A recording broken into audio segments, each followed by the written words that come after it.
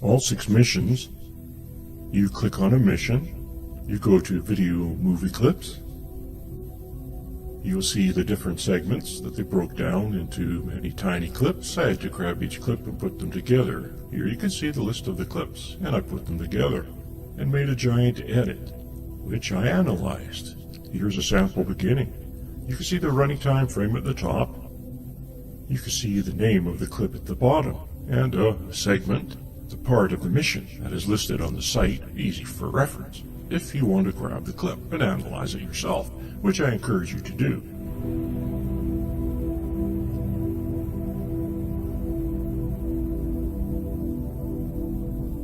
Aside from that, there was remaining time frames of the clips. For proper analysis, you will find out why. It's obvious that this is slow motion, and then sped up. You can see the timing that was changed in a factor at the bottom, how much the length of the clip was modified. Here's another example. You can see the time frame at the top, and now the time frame at the bottom. You see them running based on the factor change. To the one at the bottom, it's not quite straightforward. There's quite a few different time changes they used. At the top, you can see the name of the current clip. You can see the name of the clip on the list, how it corresponds to the clip list on the NASA site. Easy for you to reference. What I'm showing you, go to the site, look at the clip yourself. Do your own analysis, which again I encourage you to do.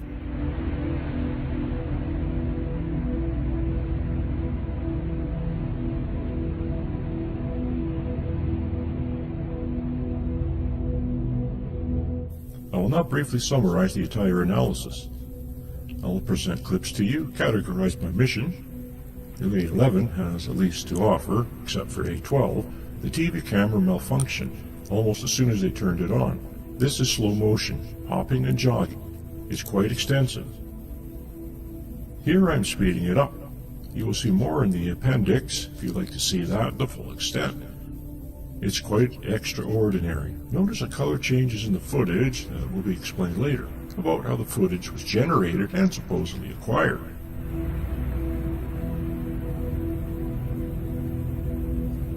This type of footage, slow time frame sped up, is very revealing, and almost the people get a clue that the footage is faked.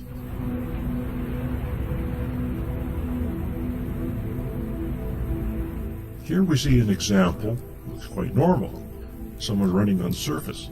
Seems reasonable, but when we speed that up, this is actual footage presented to us, and fairly obviously, it's slow motion.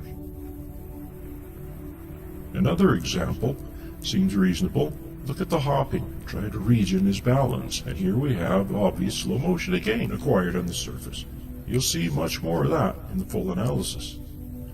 They also walked on the moon, not nearly as much as running or hopping or jogging, that is, but I find that somewhat more revealing, and he looks quite normal walking, except for the pops, which will be explained later, again just walking.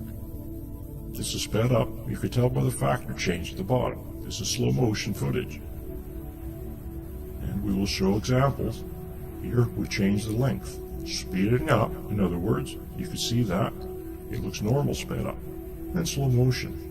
On the moon speed that it was presented by NASA, you'll have to orient yourself to it. They are actually on wires, so that oddly to it, but still very revealing.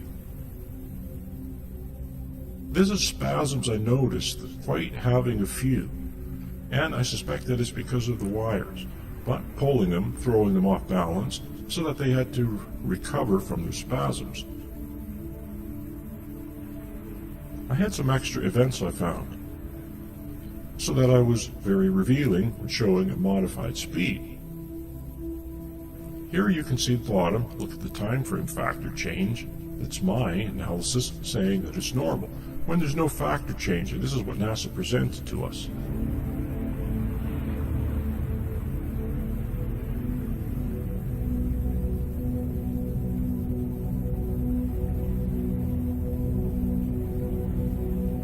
The gravity analysis.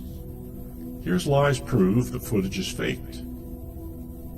Gravity analysis of astronauts jumping is correct in NASA footage because of their combined use of wires and speed film changes. We will show quite a few examples of this. However, the analysis of falling objects and sand is quite revealing.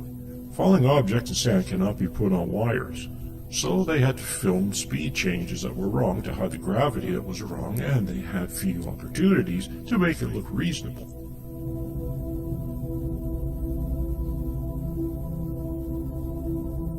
Here you can see it's wrong based on my analysis on the moon. I modified the speed to make it look right, and you can see that the two compare together, and the mini factor change that shows that it is correct for Earth.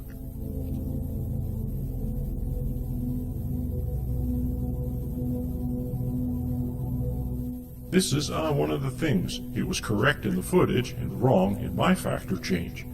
I realized I had the incorrect factor change for that one spot. We changed it just for the small portions that the object is falling. You cannot tell.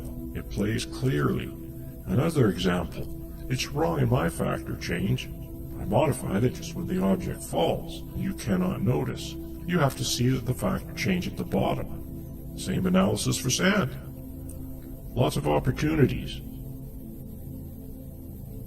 Wrong in the footage. I modified by this factor at the bottom to make it look correct.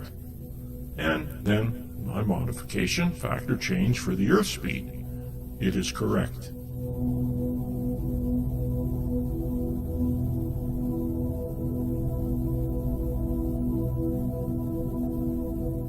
And just don't have a few examples of this. Be prepared. And of course, you can look at the clip for reference and go analyze it yourself.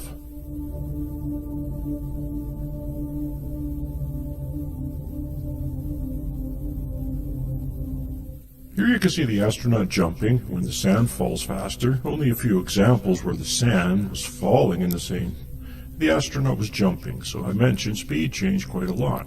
There are speed changes events, which are the moon's multiplied speeds used in the clip.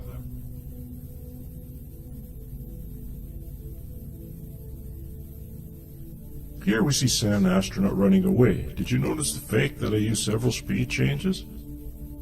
Here is an actual footage. It looks reasonable. He's moving fast, but watch. He will suddenly go in slow motion. That was presented to us by NASA. Here I found it because I used another time factor. He looks ridiculous and then looks normal back there. Several different film formats were used in different aspects of the entire hoax. I believe the TV footage was actually captured on 16mm film and then recaptured by a television camera. This is an optical printer, quite used extensively in the hoax in different aspects, but an example of how a camera is pointed at the projector is projecting footage and the camera recaptures it at a different speed. Here we have an example of it. An A114 frames, slow motion, and then you can extract different frames at different patterns to create different FPS pieces of film. These are all the factors I have deduced were used in the footage. It's possible different ones were used, but I found that these good enough. This is a model of the set. It was used to capture the footage. You can see that a backdrop, very large moon surface reproduction set was used. Possibly 300 meters in diameter. This is an opportunity for enterprising science students to analyze the footage for themselves and deduce what size was in each instance. There was quite an extensive program conducted by Apollo to capture high-detail image of the landing sites. In fact, an intelligence service, NGA, has been developed out of this. Here's a Bell computer model of the surface using the footage, and I was quite accurate and extensive. Here we are, a POV of the set model. I am showing clearly how it had a backdrop.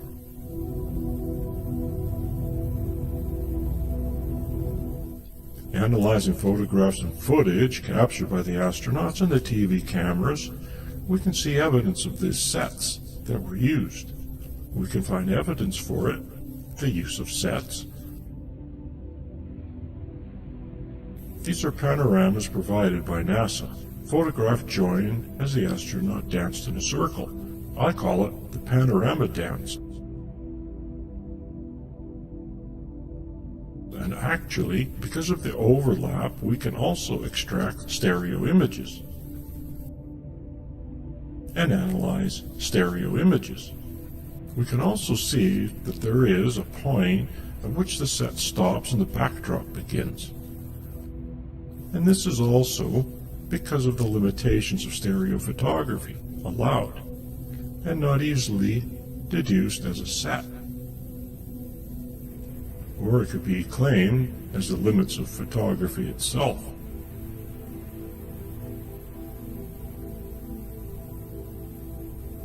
As we further go, talking about the wires and in training and the balance between counterweight versus frame speed. And when we analyze the footage, the test footage, it will more clearly match the modified NASA footage of Earth than it does the simulator footage that we see here. Because of the low gravity, friction was reduced, and you don't see much of that in the NASA footage. In fact, the extraordinary abilities granted by such low gravity are hardly discernible in the footage. And then we will look at the footage that somewhat reveals the use of wires. One wire at the top,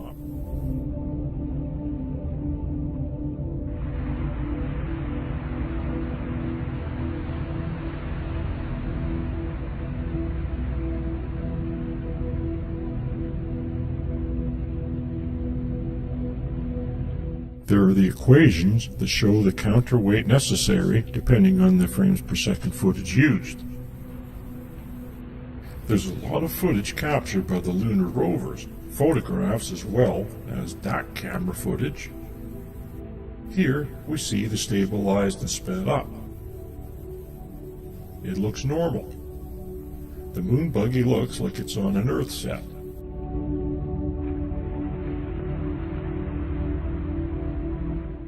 Here again, it's sped up, and it looks like someone's driving fast on a set. It's also quite possible this was a model. More analysis will be necessary to determine which is which. But they had some fancy setups with a simulator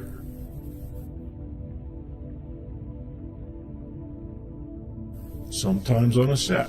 An example here, you can barely see the lunar rover, the same model. There it is in the middle. They had a flight simulator setup with a complex modeling of the sun, matching the generated footage. And all of this is supported by NASA's capabilities, which we will show later.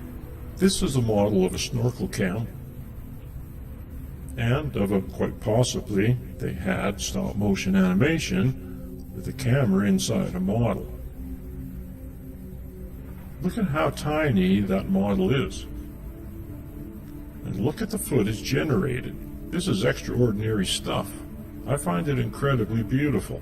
This is John Dykstra, the mastermind behind Star Wars, who trained under the mastermind behind the Apollo footage, who I claim was the mastermind. But look at this incredible footage. That looks real to me. And this is all made from computer-controlled cameras and a tiny, tiny model. I believe they use larger models, the moon simulation of the Apollo hoax. But these tiny models show extraordinary results. And this is a computer-controlled animated camera. This is a fighter pilot flight simulator camera flying over a model. And they actually used the same technology to train the astronauts for the Apollo missions. That's a moon model with a flight simulator, live, real time. Flight simulator camera. This is actually a lunar rover simulator, same build. They had a camera, here it is, running over a model of the moon's surface, which they actually accurately modeled. The surface they would be driving on, they had two cameras, two views with one camera. And look at the camera. It is going up and down as if the car is reacting to the surface. Quite incredible technology, not utilized there nearly as well as it was in the hoax. They had a complete setup, giant circular moon models, and they got more detailed for closer landing. This is all set up for simulated landing. They had a giant simulators. They utilized real-time cameras run over these models operated by the astronauts. This is an accurate topographic model of the moon, which is highly detailed.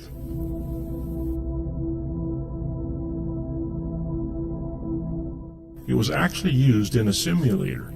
You can see how large it is, and I believe this is a small compared to the models they actually used in the hoax. Here is an example of it being utilized in a simulator. These are just photographs from the simulator. They're quite extraordinary, and you will reference footage later to see how easily that it was utilized.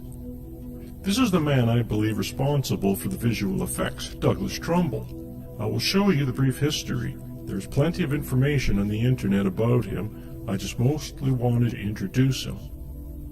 We have a landing footage. This is specifically Apollo 12. There was a dust blast. But on Apollo 14, they kind of screwed it up. You can see the difference in the lighting in the craters. Because before the dust hits, it's a model. And after the dust, it's the set the lander was on.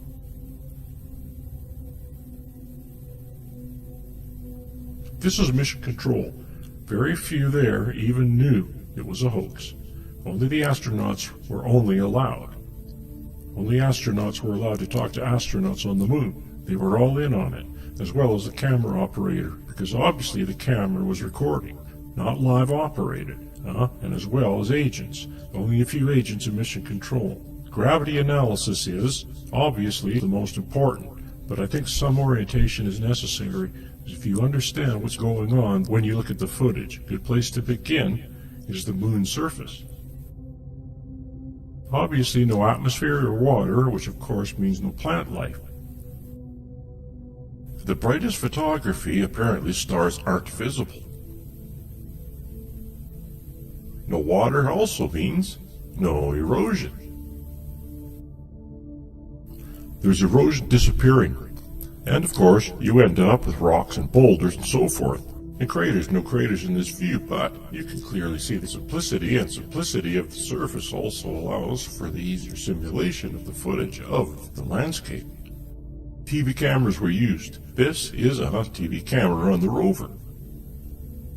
It actually is quite large. You'll see some footage with this astronaut next to the camera, but it has used a rotating disc of red, green, and blue, and capturing 3 scans per frame actually.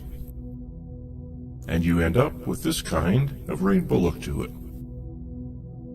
When all 3 colors are present at the same time fully, you end up with white. With none, you end black.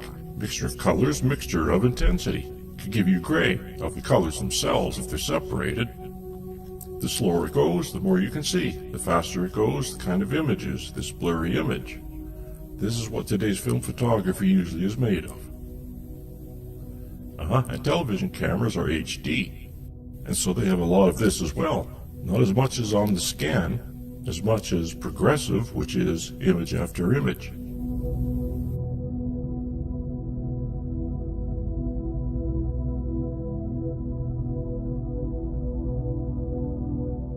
This is what many of you are used to at this point when you saw NTSC video.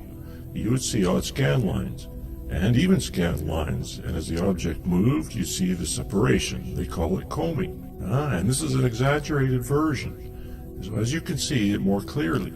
Sometimes there is a little blurriness, a glow, and a residual image, and so it softens a little bit. It's a little more bearable. But you can also see the style of motion blur here. If we have our simulated shot of the moon, you can see what it looks like. This is much more refined. You can barely see the scan lines here. This seems like it should have been the preferable way of capturing moon footage. but design demanded the hoaxsters to use the progressive red, green, and blue. And that will become clear later. Here's that refined and with the glow and residual image. It provides this kind of trail. It softens the effect.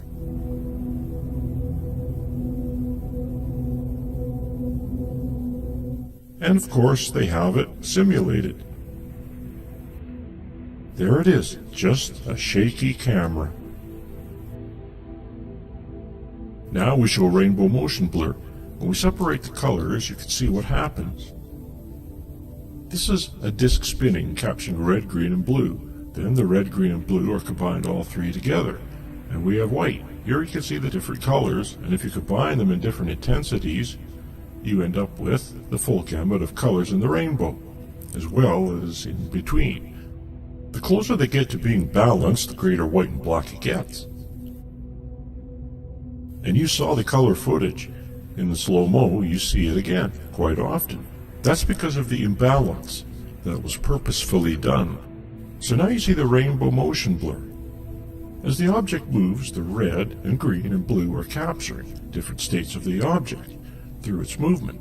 When you combine them, you end up with separate colors. Except where they overlap, you get white the slower it moves. The more natural it looks, the faster, the more rainbowy it looks.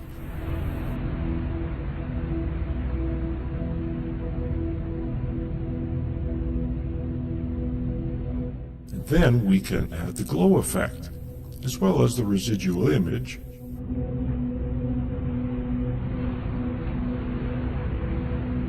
And you get something very similar. Here you get great examples in a few seconds of this type of footage. Here it's similar with video compression added on the top. So you can see, why does their image look so crappy? It was purposefully done to disguise it was on the moon, but it was only added to the hoax. Here are direct examples of the rainbow motion blur. The faster the object moved, the higher the contrast, white over black. It becomes very obvious. Gray over gray, not so obvious. Some of these are looping. That's why you see them repeating, because they're just short clips. This is the full presentation. You'll see it throughout the analysis, except in a few cases, in which I have put them in the appendix so that you can see the full presentation of the clips. But in this case, there are a few enough clips that are showing the entire presentation that I think is advantageous, and then we'll go through the specific examples at the end of the presentation here of the clips. I will turn some yellow and subdue them. They will not be utilized in this analysis. You can see the ones that I will analyze. Go back and take a closer look. Find which ones you like. Look at the smeary, distorted, crappy look. And, of course, those are my clips. Our factors changed except in comparison. This is the moon speed.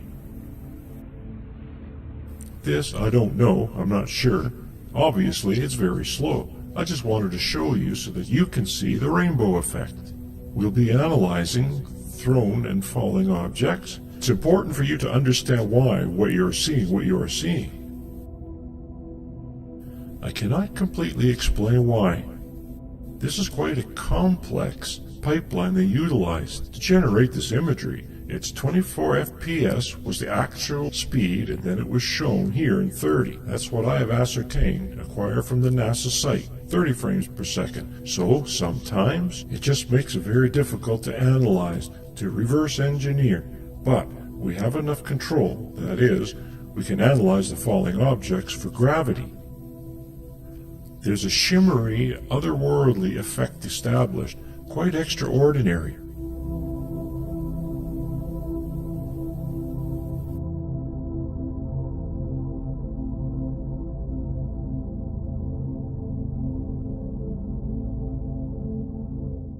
This is, of course, very slowed down so that you can see the effect.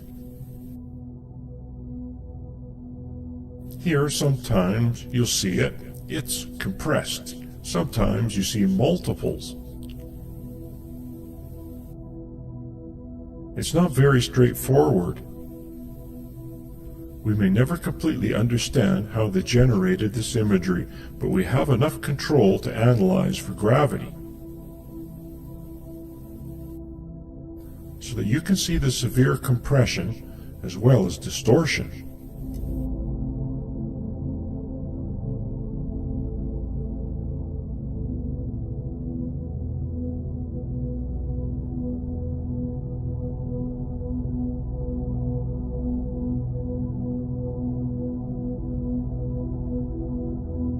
Because of the white shovel over the darker gray background, the rainbow motion blur is more easily noticeable.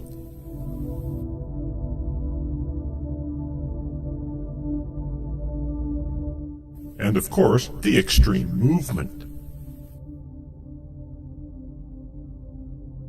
This is frame by frame. Why the specific changes are occurring, I do not completely understand. I have not completely analyzed for that. I do not see a need for it at this time. Then there's the camera's utilized lenses. There's distortion as a result. You can see this in the modern camera. That's cut in half so that you can see the glass inside. Lenses are curved. They're curved more extremely, less extremely. There's an array of lenses. This creates a complex, really complex situation of light moving through. And then you see the extreme curvature here, depending on the lenses utilized. You end up with a certain amount of distortion. Here is a graphic example of distortion. This is a fisheye, an extreme fisheye, and this is the opposite. It is called pinch and push, I believe. And you'll find the footage. This is the kind of distortion that you can see. It helps disorient the viewer, as well as it can make things look further away than they really are. Frames per second is a very important aspect of this hoax.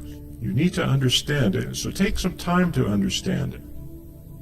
A projector, this is how the film is run through the projector. The arm's grabbing the film, moving it along, and there's a spinning disc letting light through. You have reels of film, and depending on how quickly the film moves through the projector versus how quickly it is captured, you will end up with some effects, like slow motion and sped up. That's the DAC camera on the left, 16mm camera, and projector on the right, 24 frames per second. You move 24 FPS through the projector. As it was captured by the camera, you end up with a normal motion. 1 second, here's a 144 frame strip. And you can capture it all 144 frames per second if you want.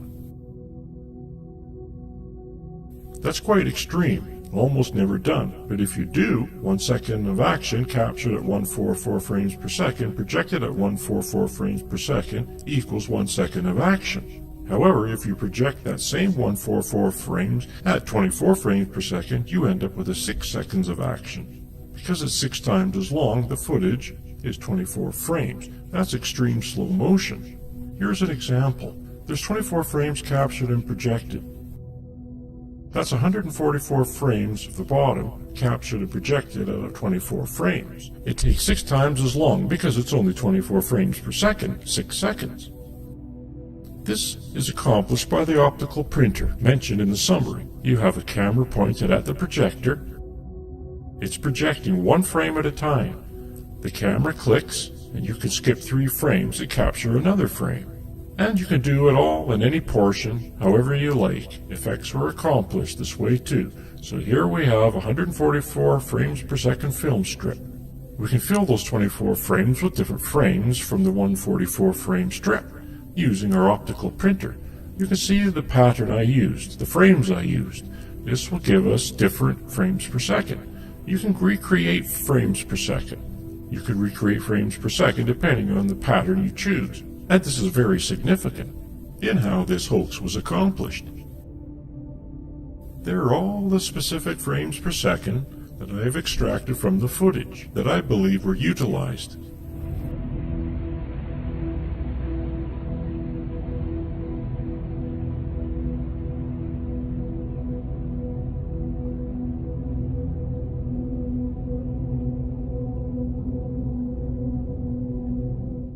Here you can see the pattern of the frames, and the ones that have some in-between frames which you can use for the rainbow effect mentioned earlier. Quite extraordinary setup, and very efficient and effective.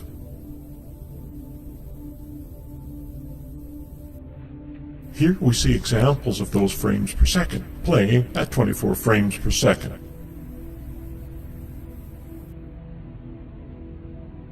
So you get different speeds of action. You could take 44 frames per second and play it at 24 frames per second. You could take 59 and play it at 24. How it was captured, or the speed it was captured or generated at versus the speed I played it at. Those are the factors of frame length. And these are the factors of frame length that were utilized, that I utilized, to reverse their slow motion, and made it look normal, as it was originally performed. You can see the 44 frames per second, it is the main film speed, and the others that were used in specific instances. Here we see them all, those frames per second, modified by the factors I showed. You can barely tell the difference, it's the same action, gone through a different process. And almost identical at the end of my process, my reverse engineering. You can see the subtle changes. You could see subtle time frame changes used out of 144 frame film length, and so you can rely on the process I used to reverse engineer this action. Now the other complication mentioned was the fact that I was captured to 24 frames per second, yet shown to us and presented to the website at 30 frames per second, because that was normal NTSC frames per second.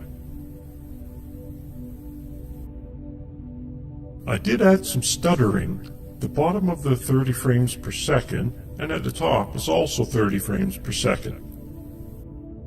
But I added stuttering, which you will find in some of the footage, and there's a phenomenon that I find quite interesting, is that the distortion of the footage, because it was broadcast from the moon, did some time changes where it actually went backwards in time and started up again, yet remained in sync. And that's a phenomenon that I think should be explored more, but of course I won't because it wasn't real. It will just confuse the viewer and make it think like it was coming from the moon. Now we get to the gravity analysis. Here you can see I show you how I came up with my graphic for analyzing the gravity. The blue is Earth gravity and the red is the moon gravity. You can see an obvious difference. The moon objects fall slower while the blue objects fall faster. We won't see those animated in the analysis. I'm just showing you how this graphic was generated. The footage was matched up to the astronauts so that the astronauts were the same size, and based on that the analysis was generated. You should familiarize yourself with the number on the graphics. They represent frames. The object should take a certain specific number of frames to fall every time. There is no exception. Gravity does not change.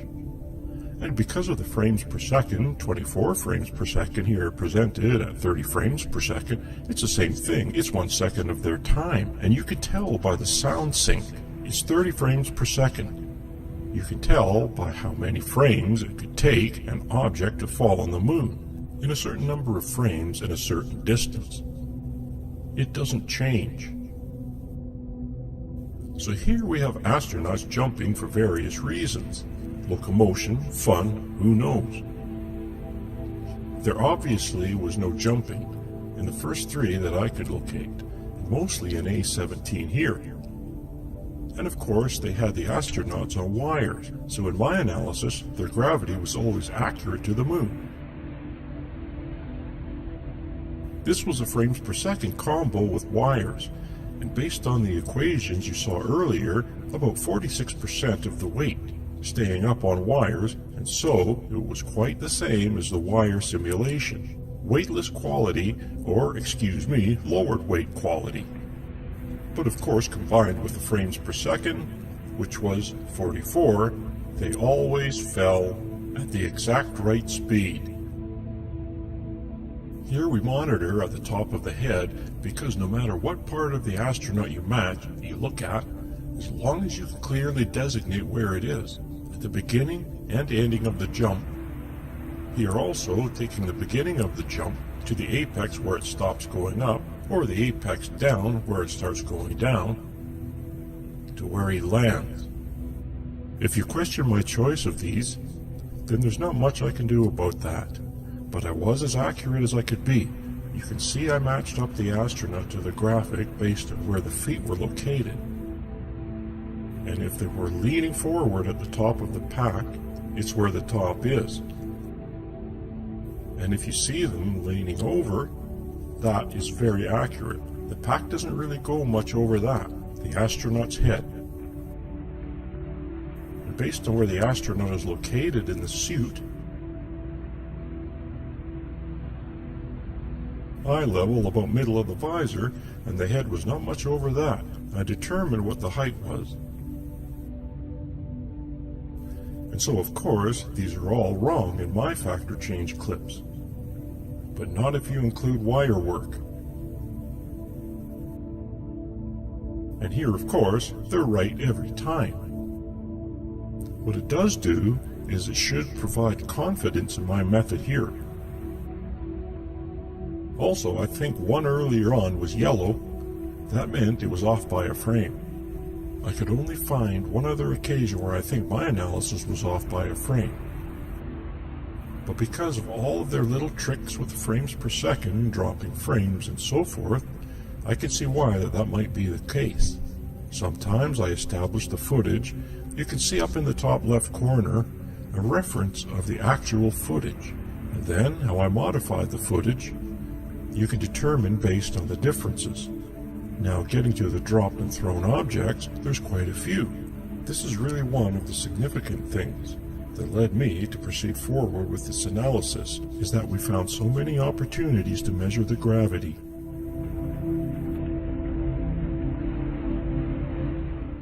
You just saw the classic hammer and feather, and that was one of many. Several dozen here.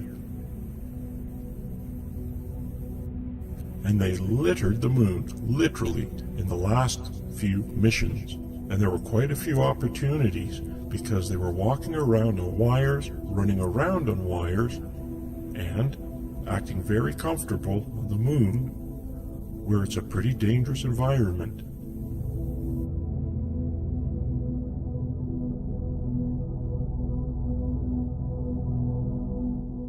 So obviously I didn't analyze all of these. They're not always really analyzable. You can, I'll show you, after the presentation of these clips, you'll see which ones dissolve away as yellow. Those are the ones I did not include. And as you can take a closer look at this for yourself and see if you'll find something different.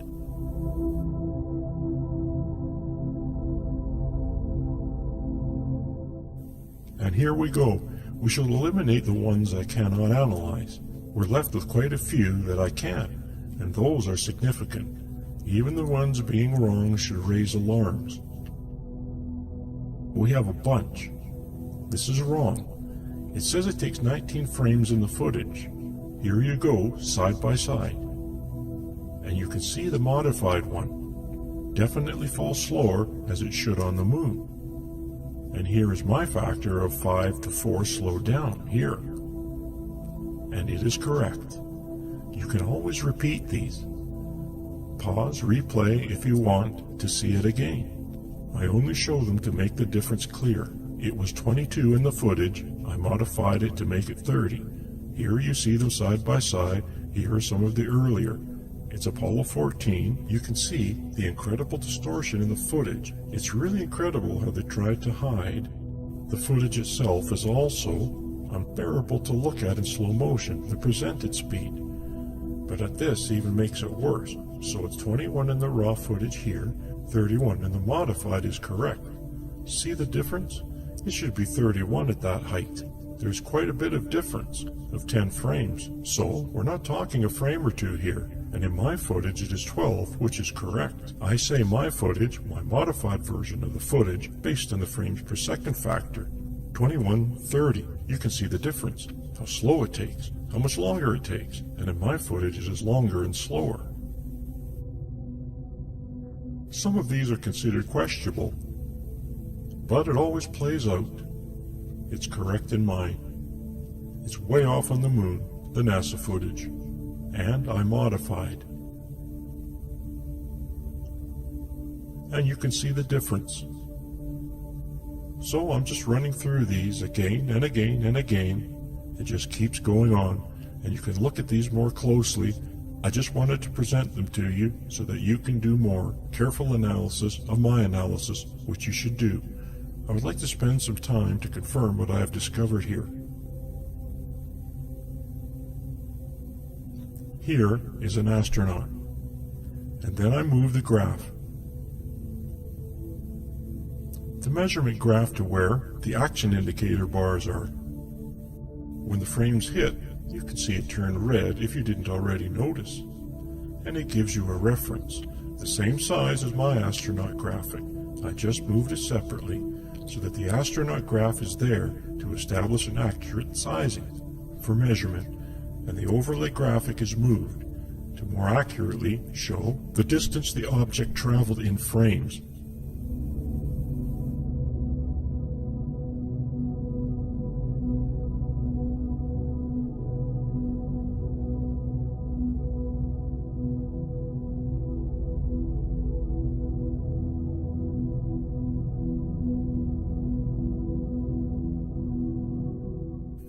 Every time it's about 2/3 difference there. It's 2/3 as many frames as it should be. And in mine, correct every time. Well, let me correct that statement. Almost every time. And I'll show you why soon. Those are not correct. These are some tricky fellows who created this footage.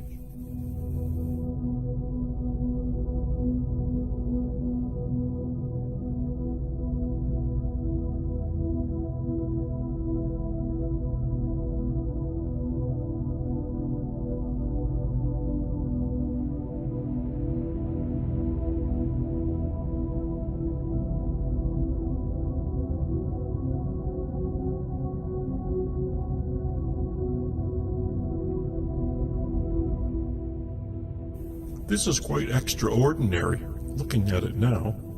I missed that one. Yellow 15 was off. That's minor. It's not really an issue as discussed. It's frame dropping. They had all kinds of tricks going on to disguise what was happening here.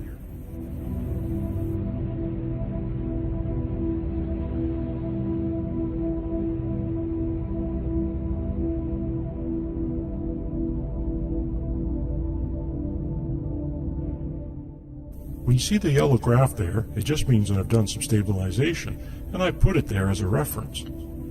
It was usually hand-done stabilization, enough that you can measure.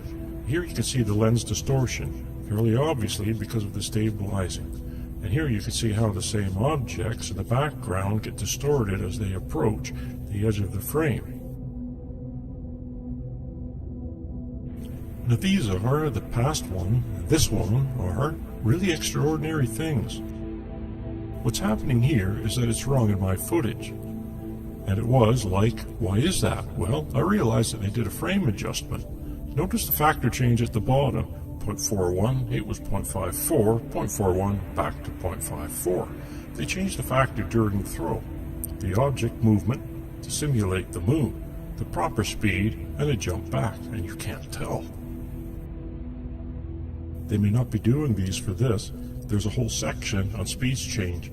You can see how often they use that technique to disguise their methods.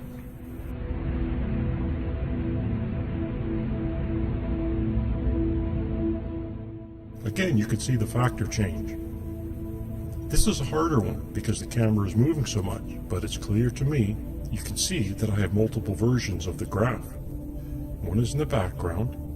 You can see I have two moon men astronauts because I'm trying to measure how far it went. I do the factor change and it works. 0.41. Why 0.41? Because that's your film and normal speed, and you have to multiply that film speed, the length, by 0.41 to achieve simulated moon gravity. Now these points were in the analysis presentation.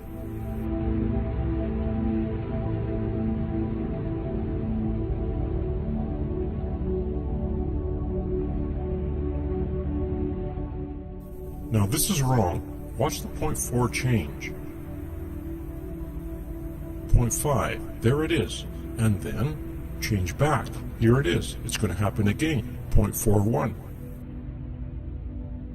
Unless you're looking at the bottom, you won't notice these changes.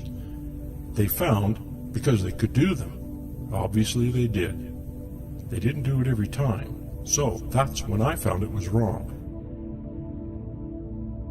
Look at all the movement taking place. Look at the factor change timing. And it's amazing that it works so well.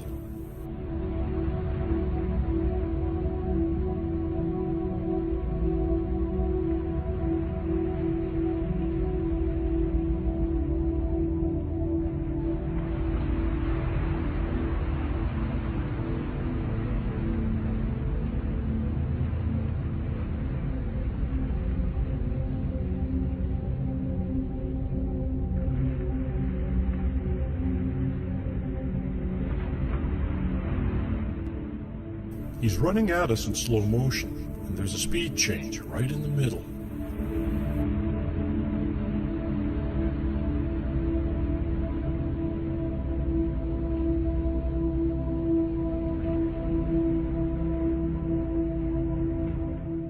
You can see extreme popping and mucking up of the footage.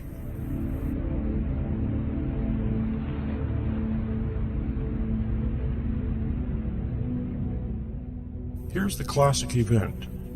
Now we get to the sand.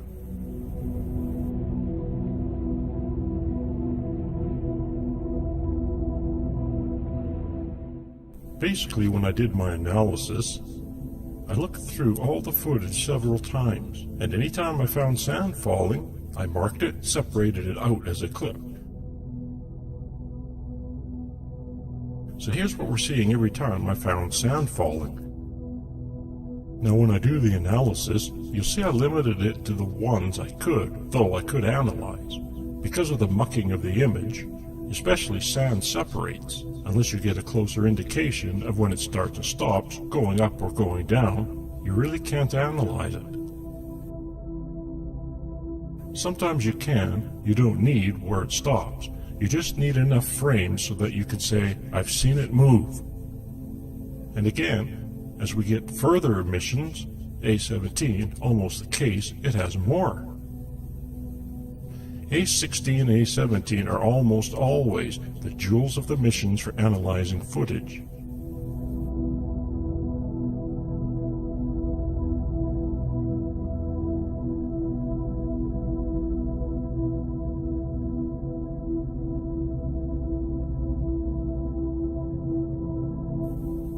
Here's our graph astronaut for measuring, and here you saw the sand falling. It's wrong. I say 31 frames. I'm showing you clearly where it begins. Where it ends, it should take 40 frames. Now I am confident in my discerning where the sand starts to fall and when the front edge hits the ground. And it is correct in my footage.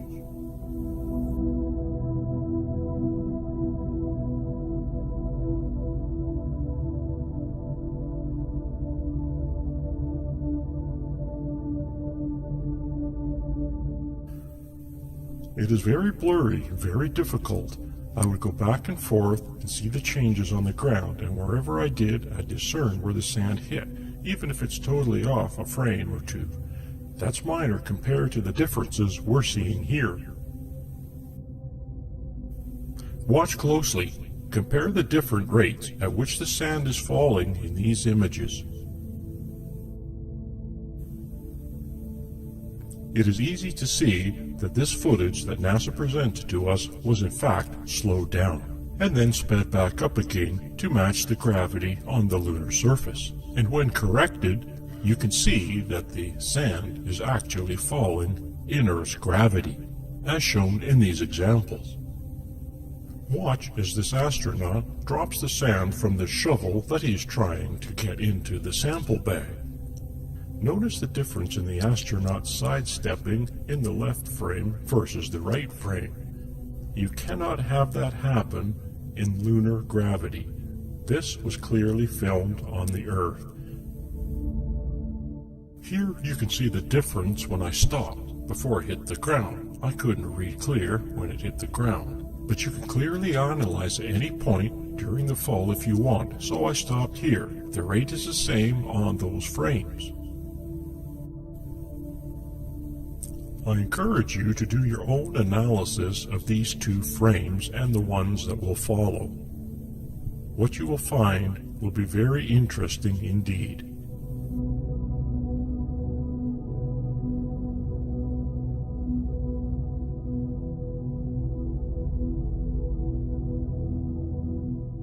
In these frames, watch the difference at the speed of which the sand falls. You'll notice that the sand in the left frame hits the surface first before the sand in the right. Again, please notice the clip. It's right next to the bottom. You can go to the NASA site referenced earlier in this presentation and look at the evidence for yourself and determine for yourself what's going on in the footage. Try to keep a mental note of how many times you are seeing things fall in this clip. Note the different rates at which the sand falls on the left compared to the right, and then back to the middle.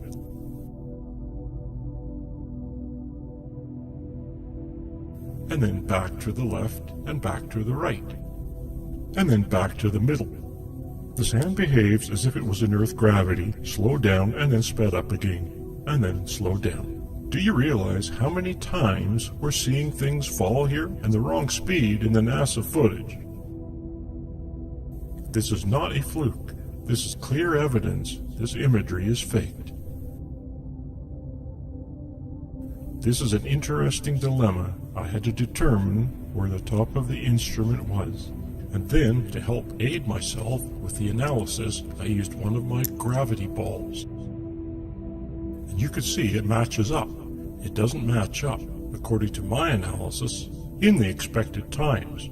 And here are a few examples of an astronaut falling down, kicking up sand.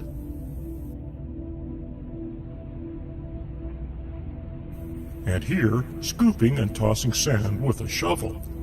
Here I used the top of the sand. Here it hits the top and falls. You can see it disappear, and it's a great time to determine when it starts and stops falling. Let's compare a couple of these clips.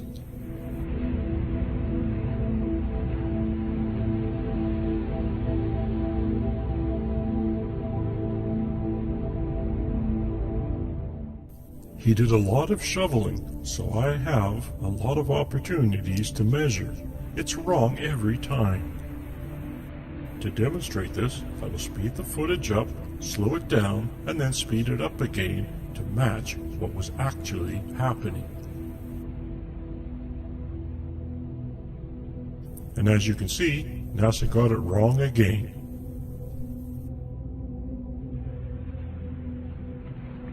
Let's watch that example one more time. Keep an eye on the top counter as the sand hits the ground. You'll notice that the time frames are different. This would not be possible had this really been on the lunar surface. This time, we see the astronaut step backwards as he finishes shoveling. You can clearly see that one pile of sand is hitting the lunar surface, or so-called lunar surface first, before the other. Let us take a further look at how gravity affects objects that are thrown.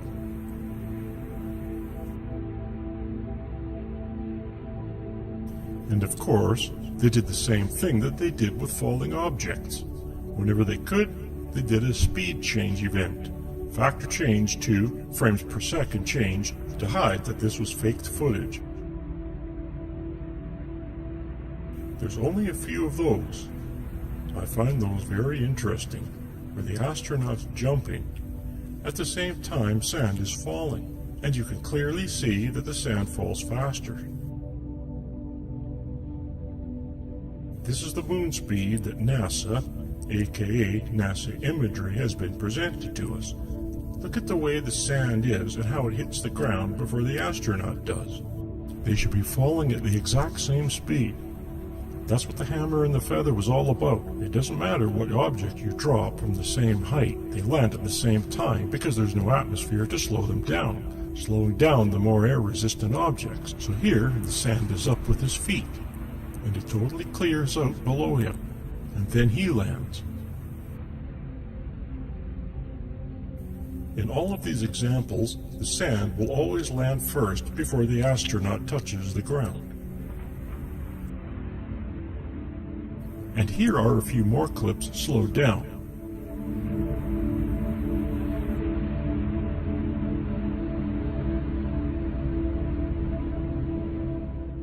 This is the famous jump salute, and they're the more obvious ones to me. Sand is up there with his feet. Sand is up there with his foot, and then it's clear it's falling as fast as in Earth gravity. He's falling slower because he's hanging from a wire.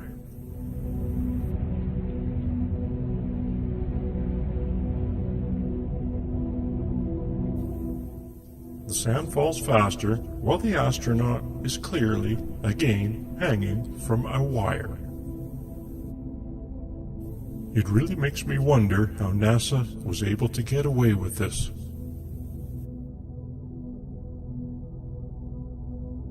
Here we will go through some speed change events. These were when the film factor or frames per second at their end was changed midstream.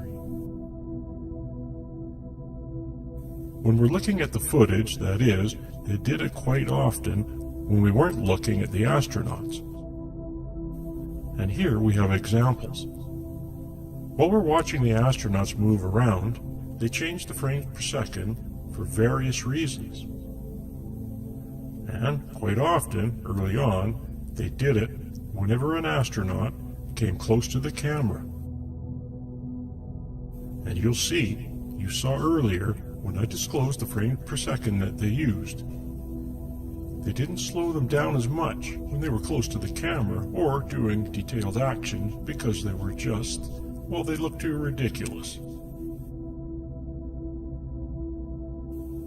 So they had to look to make it normal, as if they were behaving more normal with their hands. For instance, when they got away further from the camera, they got away with more. But as they ran to the camera, for some reason, they thought they should be moving faster when they got close to the camera.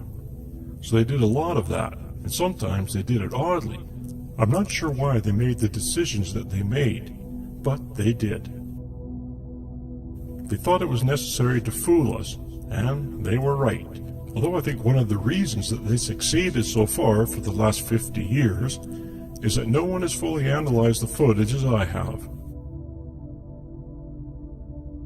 For the most part, it's been access, but thanks to the internet, I had access. I found it, and I decided to look at all of it, and what I found was amazing.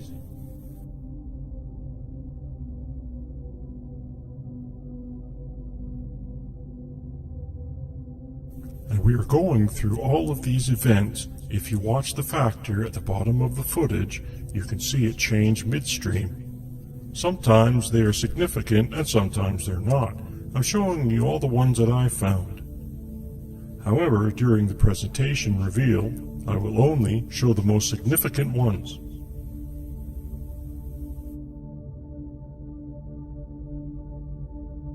Here you can see A15 in the winner of this one. You can see I eliminate most of them because you lack motion blur, so here's their version.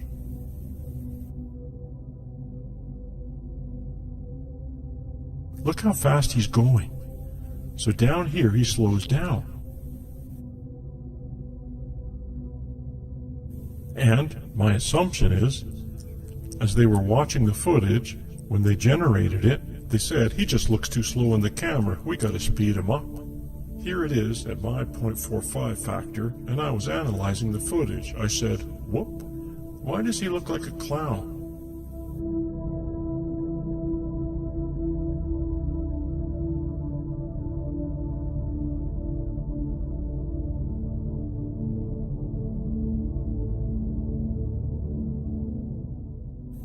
Here's the same trick again. More than a few times they thought it was necessary. There, it's hardly noticeable. Of course, you speed up the footage and, whoa! He starts out slow and then he just takes off.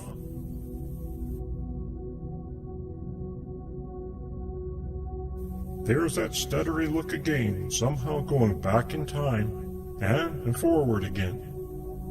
I don't think that happened in any legitimate footage, ever in the history of footage, except for on the moon.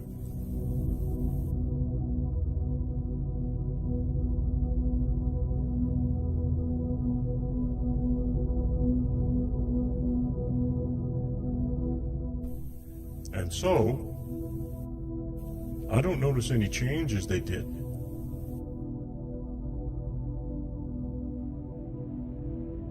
It's a subtle change in slow motion, but when I was looking at it here, he looked fast. Then I did the adjustment, it looked better. I'm sure I missed many times exactly what the changes are they made. I just did the most obvious ones that looked and stuck out to me. That was a change in the middle. Did you see how the astronaut just sped up in the middle like that? Here, let's watch that again. Watch as the astronaut comes close to the camera. He's in slow motion. And then, keep watching. There, all of a sudden, he just sped up. There he is again. Looks going fast. He seems to go a decent speed, and then, next. So here we are, the standard, 0.615 for rover activity, and they change it so he can run away. If you watch closely, you can see little spasms that the astronauts make.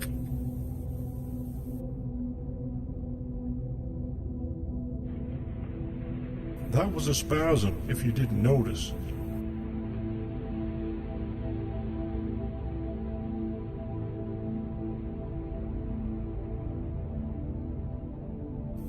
Here he is in my constant factor. That's the spasm. And then,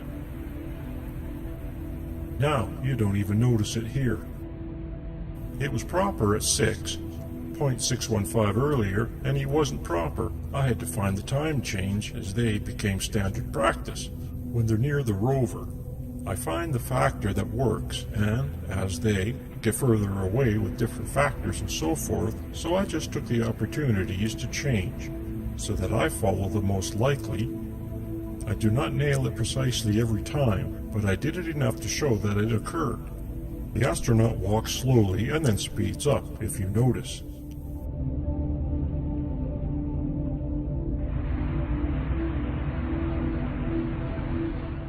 Look how boring this footage is. It's amazing at their moon speed. No wonder no one wants to look at this. You want to go to sleep. Look at the NASA moon footage. Why? Because it's in slow motion. We can't bear to watch it all the time. It's absurd. So, for posterity's sake, let's speed things up a little, shall we? And now, back to NASA speed.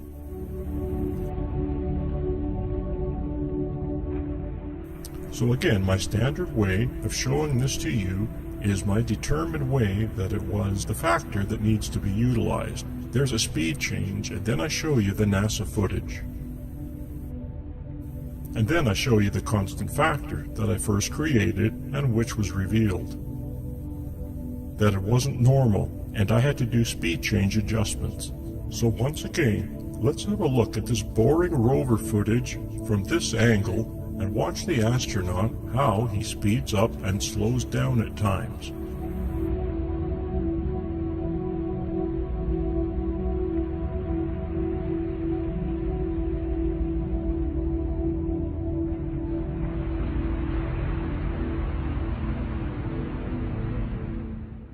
I'm sorry that I had to show you this footage. I had to go through this process so that it's clear what is going on. Here's the constant factor.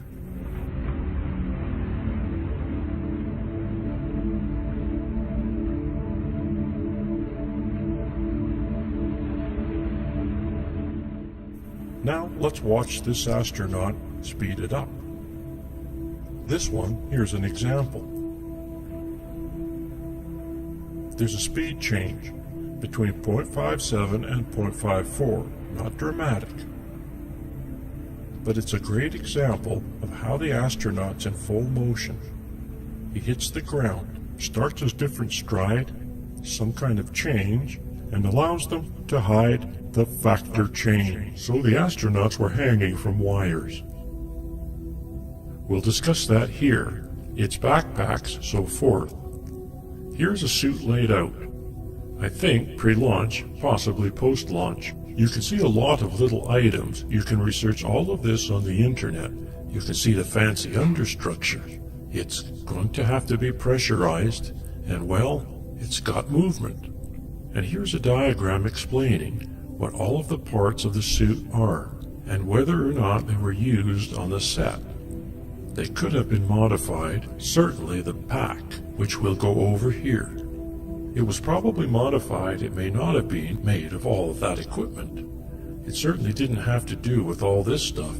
More than likely they pressurized the suits a little bit, as well as the water that went around. When astronauts were testing the suits on the Earth, they still had to have coolant in there, but it didn't need to.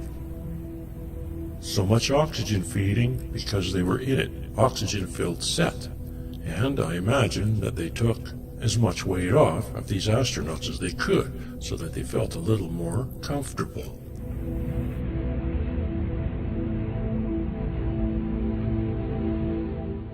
Here we have a reporter showing how the suit came off. And we're just speeding it up a little so that you get a sense of everything that was involved.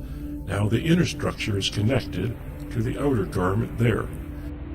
So here we can see that structure, and here's the wire setup you saw in the summary. For some reason, the pack is sideways. And this is the same structure that was used for the LM, I believe, testing that we saw earlier on the fake set, the model set and so forth. And here we are looking down at the astronaut, and you can see the gentleman top of their head walking along with him. And this is the extraordinary length that you have to go to simulate lunar gravity. That's the difference. It's such a significant difference. It's so much less than the Earth. They have to be practically sideways to simulate it. Here you can see the ground is tilted slightly. And here he is jumping on his sideways set. And this is all simulated. You can see how he's strapped in, and it's very effective. See the correct way of doing it, but certainly not completely accurate. However, look at the extraordinary abilities this light gravity gives them. Now, he doesn't have the full suit on here. He does not have the backpack. We'll see a little bit of that later. It's still amazing. Look at how he can land on his hands, and without effort. We don't see any of this on the moon, do we? In the NASA footage. Almost nothing like this.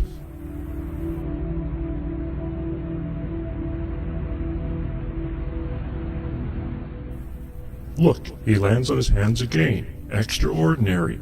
Here we are in the pressure suit. We are going to see tests where the suit is actually pressurized. You can see the comparison between the two. And he's getting rigged into place.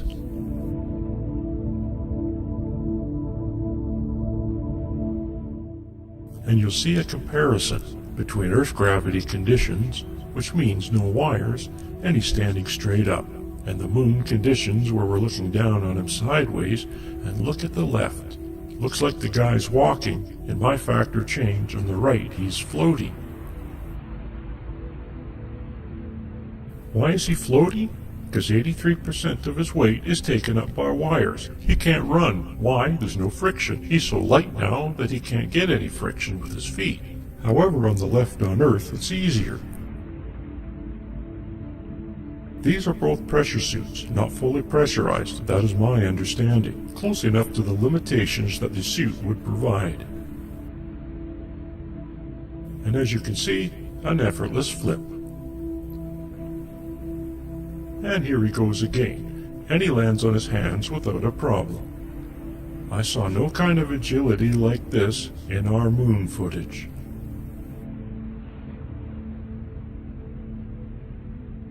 See, and every time they fall, look at how floaty the legs are. They practically don't want to go down. This is some silly gravity test. Climbing into the limb, look at all the cables that they have on him.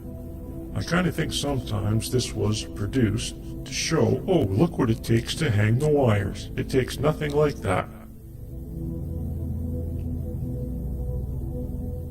This is the Vomit Comet. It's a plane that does arcs in the sky to simulate gravity or weightlessness. Here is moon gravity being demonstrated. He does a face plant to test the helmet.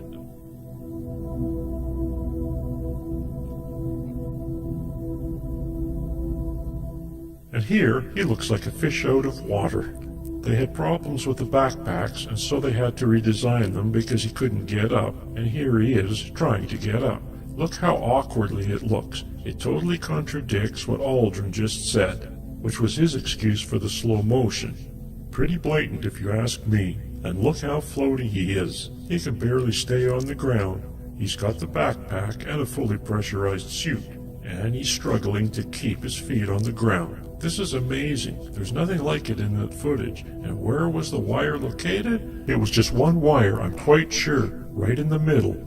Right in the middle both ways from the front and the side. And it was made up of monofilament, perhaps braided, perhaps a metal monofilament, whatever didn't show up on the camera. And you heard Douglas Trumbull talk about that. It's not uncommon. And look at the size of that. It's tiny, 5 millimeters from left to right.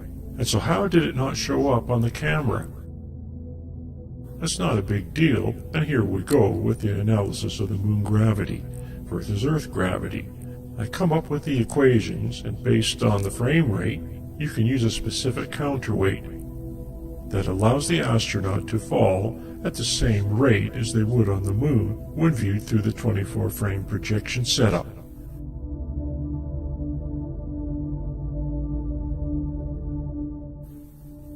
If you're interested in this, you should look at it closely. I put all of it here in front of you, and if you're not interested, I understand. I know it's complicated. It was tough for me to come up with it, so I know it's very complicated. Even now, to go back, it's not intuitive. You have to look at every little bit of it and see that there's a problem. Otherwise, getting into this is not easy. So I don't blame you if you're not interested. You can go past this into the next section, but it does show you that at any frame rate you choose, you can come up with a counterweight that holds the astronaut up to allow them to fall properly, so that combined with their counterweight and the frame rate, it shows you they will fall at moon speed when viewed on film.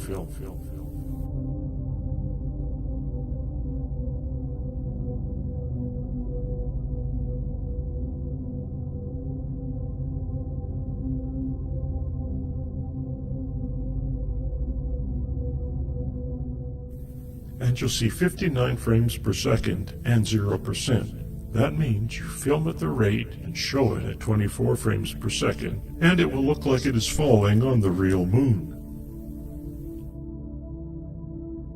Here's our master rate at 44 frames per second. You can see 44.6%. I was mentioning 46% earlier, 44.6 counterweight, and here it is summarized.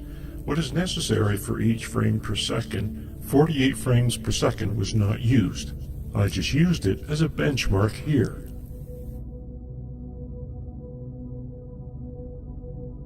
Here we have some examples of what I consider evidence of the wires. Some odd behavior, physics, odd physics behavior, astronaut behavior that for most part can be explained by having the wire pulled at them from above. We'll go through all of the footage. You can see all of the strange behavior, and we'll look at the clips that I think are clear examples of astronauts hanging from wires with approximately 44.6% counterweight.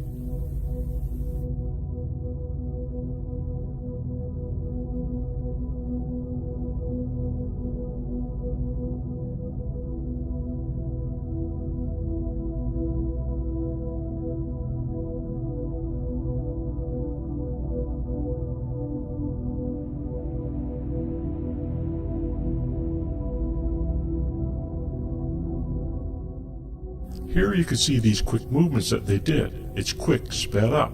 Don't send them in the air. They do a lot of that.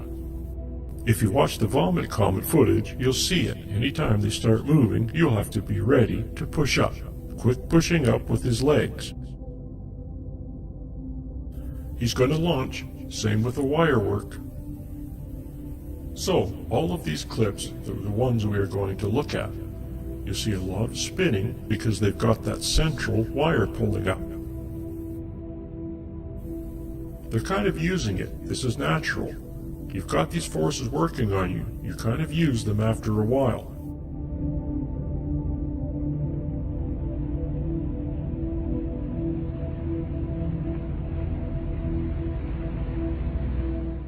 That was odd, right?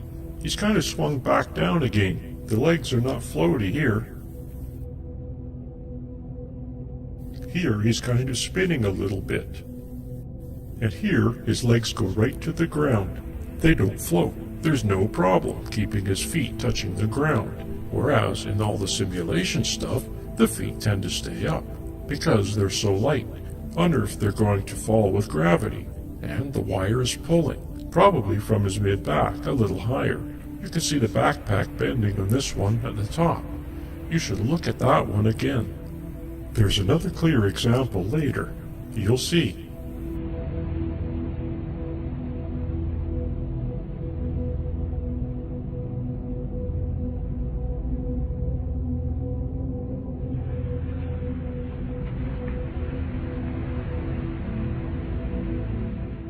It's an odd balancing act being pulled up from the top. I find these interesting. You can see them swaying almost like they're in sync, because you know they look like they're leaning a little bit because they're resting on a wire. I have no doubt there's that spasm because they're resting on wires.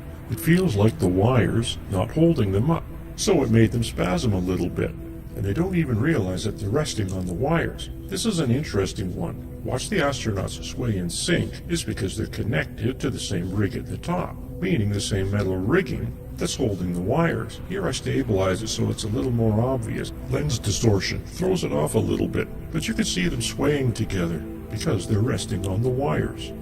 If the wires pull up, they move a little bit. Here you can see the backpack bending from the wire bending back a little bit.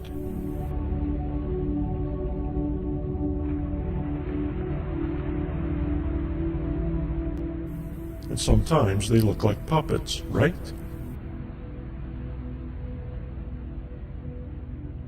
And in all of this pushing up and the sudden movements that they do, they never once fly up in the air.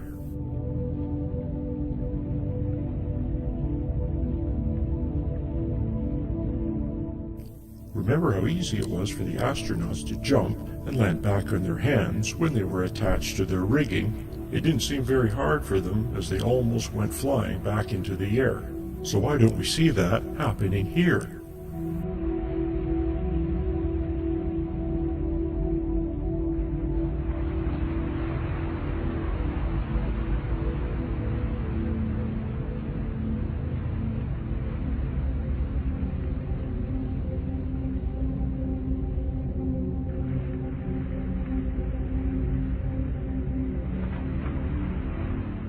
Watch as these astronauts twist in a circle. I call this the rotisserie dance.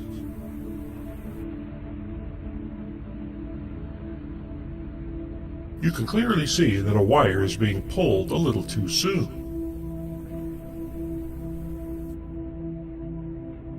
And here again, we see the rotisserie dance.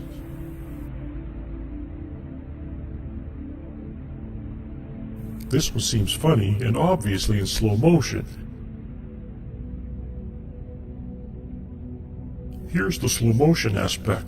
You can see hopping and jogging. Extraordinary amount of it too. They did a lot of movement on the moon in the footage. The extent to which these missions were supposed to have taken place, it's really, well, crazy. And the amount of running and hopping that they did in this very dangerous environment is irresponsible, to say the least. What I have done is to categorize them here You can see them coming at the camera, away from the camera, hopping to left or right, and in some scenes, moving away from the camera. Even at full resolution of this, you could decide which ones interest you. Look at them all. There are so many. Here are some more scenes of the astronauts moving away from the camera. Watch the top of the screen as I retime both for Earth speed and for Moon speed.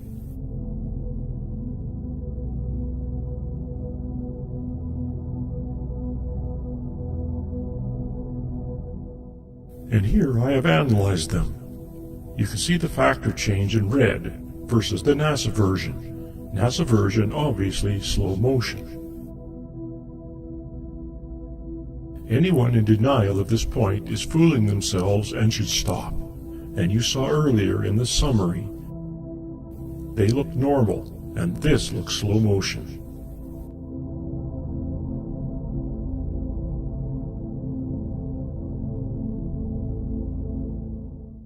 And then we have them hopping on wires toward the camera, and then hopping on wires toward the camera in slow motion.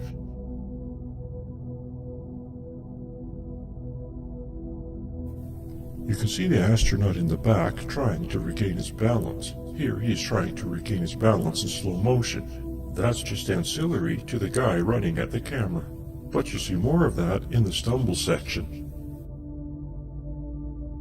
Here he is walking. I actually find walking more revealing than the hopping and jogging because it looks like the guy's walking, even with the wires on their back, holding them up. And when you compare it to the wire footage, in the wire section, you can see that it's much closer in action to the guy not on wires. And then it is to the guy on full moon simulation wires, which is the one that had him sideways at the beginning. Now these are all short clips. When we do the reveal, you'll see long clips, and it's almost laughable.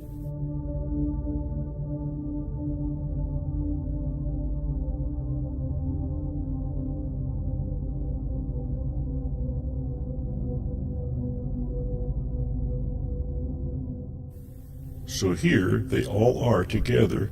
You can see what I consider normal speed. It makes an incredible difference the way the astronauts walk and behave. I know it's difficult, but take your time and watch each individual frame as the astronaut moves.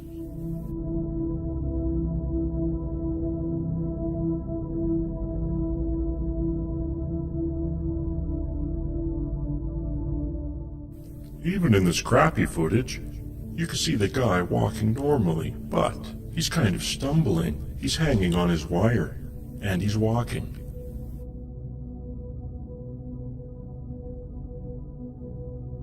This is a great example of the oily suit, which you can see in the oily suit section. You will see more of an explanation of what's going on there.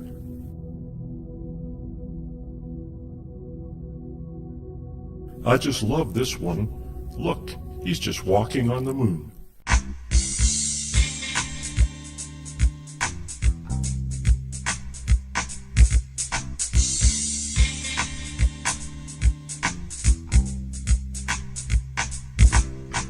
Show me how to wear these.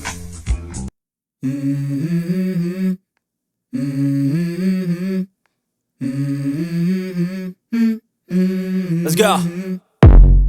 I wake up to a little bit of drool on my pillow, feel like it's gonna be a bad day. Yeah, I'm tired of shit, and the coffee ain't hit yet, damn ain't that great. I don't wanna go to work, cause my boss is a jerk, and I'm not even that paid. I need a change in my life, cause I don't feel alive, and there's nothing that makes me happy. Hold my beer for a minute, I'm about to quit my job, cash in for a ticket. I'm going on a trip and I don't plan to visit. I'm gonna stay there till I feel like I'm winning, and this is just the beginning. I need a big change, help me feel like living. I need a big swing, home runs I'm hitting, and I'll never look back, moving on till I get it all. And we all got dreams, we all want things, but what you gonna do for it? How you gonna move for it? What you gonna be? And do you believe you can do anything?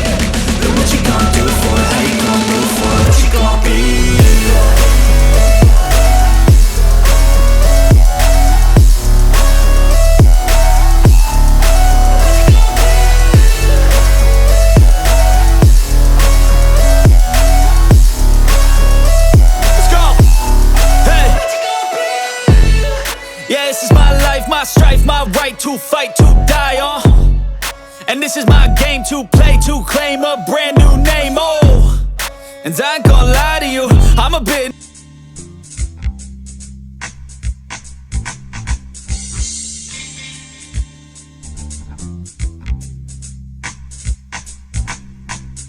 Show me how you did it, walking on the moon. Show me how you faked it, walking on the moon. Now let's go and fake it, walking on the moon. Take me to your spaceship, we'll go walking on, walking on. Some may say I'm taking my days away, no way. And if it's a price I pay, some say tomorrow's another day. You say I may as well play.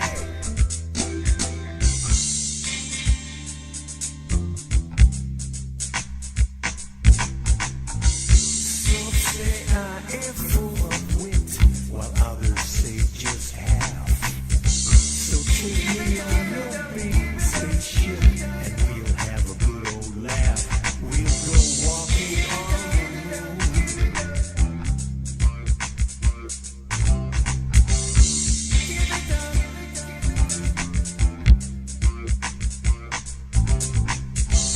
Give it up.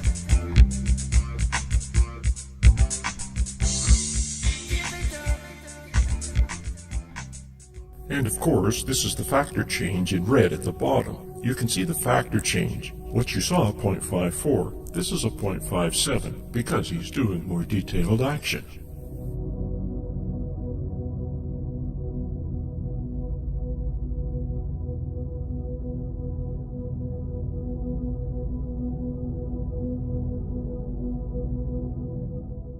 I think that this is incredible. I mean, how many of you have walked over to rocks on a hill, on a hike, and you maintain your balance while doing that? And there, he just had a little stutter. That's amazing. It looks like a normal guy's walking in the desert. A little odd because 46% of their weight is being lifted up by wires.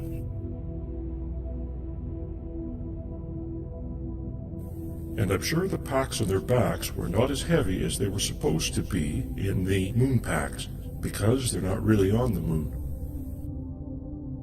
It doesn't have to do everything it was supposed to do.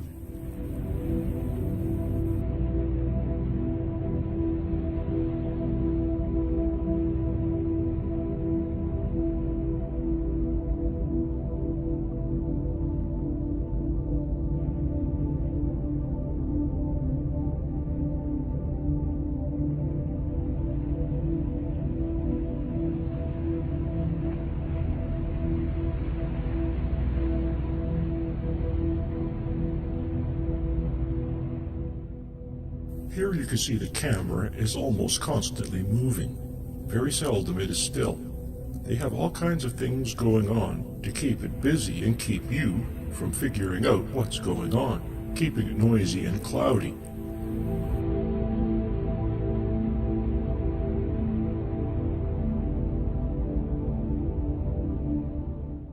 Isn't this great?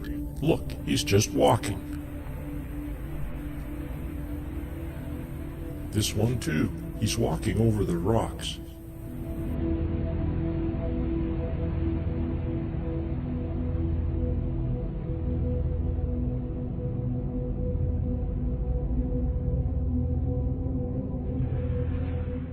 See those subtle moments of him catching his balance, adjusting his step?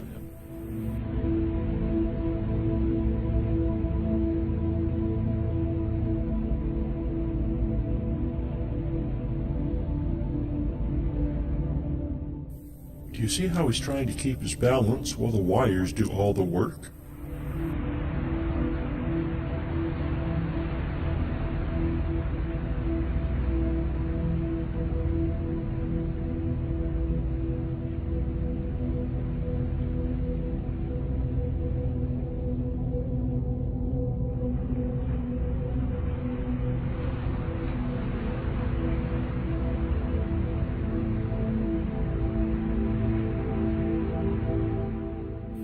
find the stumbling also very revealing, catching your balance, trying not to land on your head. Instinctively, we all move quickly to prevent catastrophic damage to ourselves. There's not much you can do about it. Reaction and reaction speed.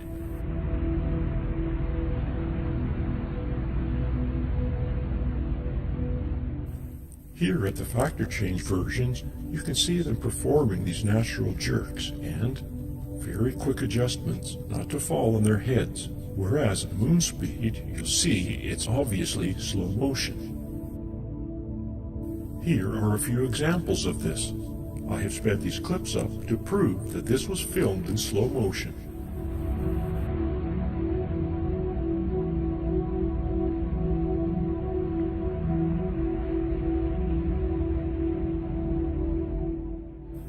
It's quite obvious, isn't it?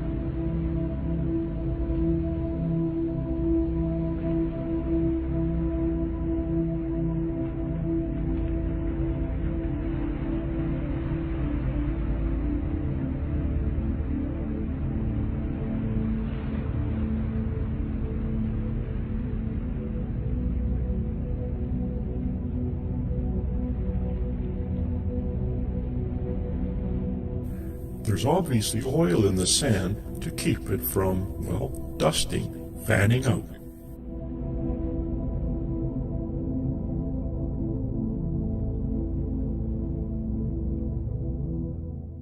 Just look at the way the sand behaves after the astronaut kicks it in the air. This so-called regolith contains water or an oily substance.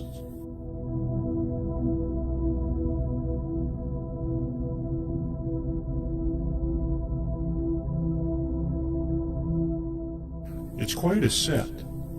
We won't look at all of them, but we will look at a lot of them. Just remember that the yellow frames are the ones that are dropouts.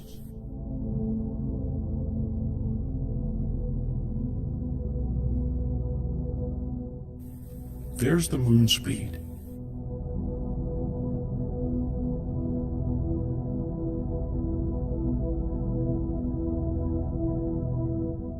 You can clearly see that the astronaut on the left is dangling from a wire.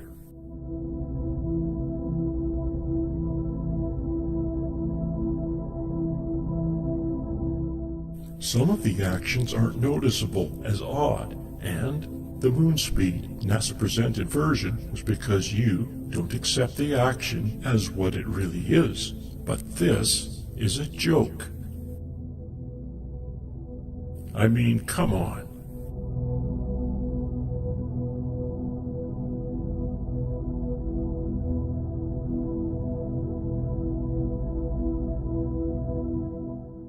Some of these are just clearly recorded in slow motion. How anyone could accept this as anything else is not really reasonable.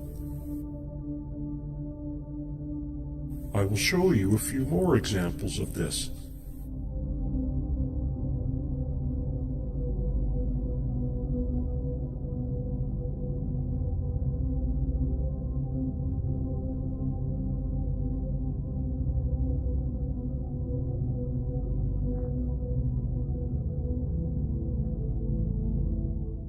Look at that. And again, that. And now this. You can clearly see that the wire on this astronaut is being pulled taut. That is why he is stumbling and jerking. And now the rotisserie dance.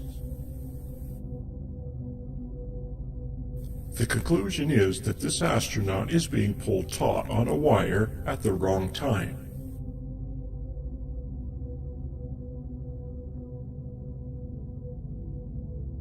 And here we see evidence of that again. Watch as the astronaut trips over his own feet, and then the wire is pulled taut.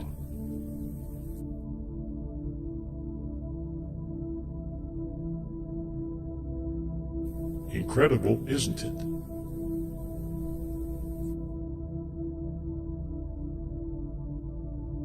Watch how the astronaut behaves after he trips and drops the package.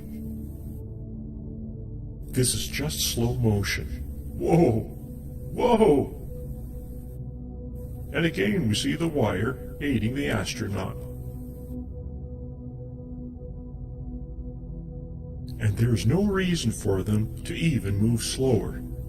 If you look at the wire analysis footage, later on you'll see them behaving differently compared to the vomit comet simulated moon gravity. So the spasms I just found this as I was looking. I asked, what are they doing? What are these weird jerks? And what do you know? It's someone being pulled off balance with a wire, suddenly and unexpectedly, snapping to regain it. What is happening here? Well, it's not because of the backpack. We've all worn backpacks, or at least most of us have. We're ready for it. If someone pulls up on us, or someone snags us that we didn't expect, throws us momentarily off balance, even if we weren't going to fall, we respond as if we were, and adjust ourselves. These astronauts are being pulled up by a wire. The wire is actually pulling up on them, and unexpectedly there's some tension. Or something happens, or it pulls in a way that they don't expect, and they react to it and adjust to it. They regain their balance.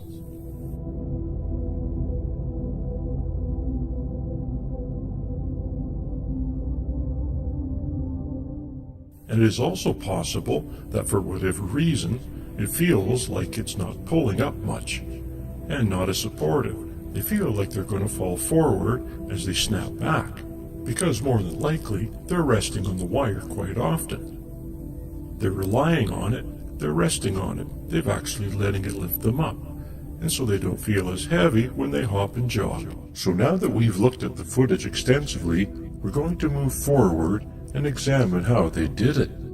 And one of the first things we should look at is the film gauges and how it was utilized to make this happen. Film gauges refer to the size of the film, 16mm, 35mm, 70mm, as well as others. Double 70 or IMAX, it depends if the film is sideways or vertical when it was used to capture. How do these film formats compare to each other? Basically, you use a large film like IMAX, then you can use a smaller to recapture it by using the optical printer and have plenty of resolution for the smaller format. I believe the Apollo footage, TV camera footage, was originally captured in 16mm and then optically printed of sorts with a TV camera. It was transferred to TV, video in other words, and here you can see the difference in resolution. Clear, plenty of resolution in the 16mm, and on set, this probably was rigged so that it was underground or transferred via wire. I know that the TV camera had fiber optics in it. It's very similar to an endoscope. The lens is on one end of the fiber optic, and the light moves through the fiber optic to whatever is receiving the light on the other end. For instance, film. And that allows it to travel distances, and that explains why we have this lens distortion on the side. In fact, more than just the lenses themselves. This was all captured on a set. Huge set, multiple sets. There was probably a set for every location where they went to. Possibly reused, rebuilt, but they were highly accurate, built on satellite imagery, captured for the Apollo program. Highly detailed, highly accurate imagery. How big were the sets? Well, they weren't as big as the entire location visible in the scenery, in the images and the footage. That would be absurd. Might as well just go to the moon, if you could. So, how big were they? Well, if you reduce things, was it everything you saw? Was it just the close mountains? That's still too big. Well, firstly, it had to be enclosed. Was it this small? No. I'm guessing around this big, 300-meter diameter or somewhere in that range. The background was a backdrop of sorts, such are used in the movies, but a very sophisticated one. This was an enclosed environment with a backdrop. The backdrop was projected with highly accurate model imagery created that matched the set.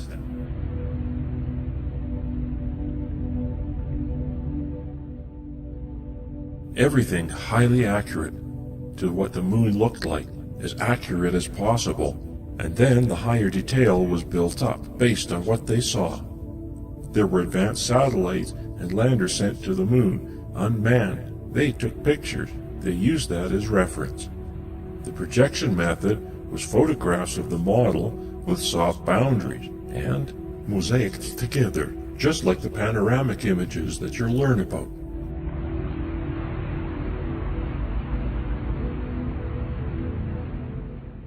Because of the nature of the moon, the grayscale, the boundaries are fairly easy to do. Here you can see mountains in Cinerama. It's very similar to Cinerama technology in the 1960s by Douglas Trumbull. And here you can barely see the boundaries. In the sky you can't see them at all. You can only see them because you know they are there, and when you use a little more of your imagination, you can improve them. At the bottom you can't see them here, at the top you can. Here you can see the size of this projection compared to the audience. This is a graph of the setup. There are 3 projectors. This is similar, but not necessarily, how it was accomplished on the moon set. But they had a camera on a model, turning around taking pictures around the location. And what a projection allowed them to do was to change the image in the backdrop as they needed. And these are huge projections, but that's not a difficult thing. As you can see, these are movie projections. The backdrops on the moon sets were still images. And here is a calibration for the 3 projectors. They were projected and used that to calibrate the placement of the images on the screen, and no doubt they did that for the backdrop. This is an example of the moon model, and you can see the lighting. You have multiple lights. There's the light like the sun, and there's a boundary, but it's barely noticeable on this very simplistic model, and this is not an uncommon thing. You can see this in Star Wars, and it had a backdrop for their Hoth scene, and that's because it was all white snow. It's not that hard to make that look real enough, especially if it's on the moon. No one's ever seen it before, and it's just grayscale images. This is a real Apollo set, built outside. There's a giant rig that holds up the lunar module. So they practice landing the thing. It's a cheat, because it's hanging on wires, and so it's not going to flip over. There's doubts the thing would actually work.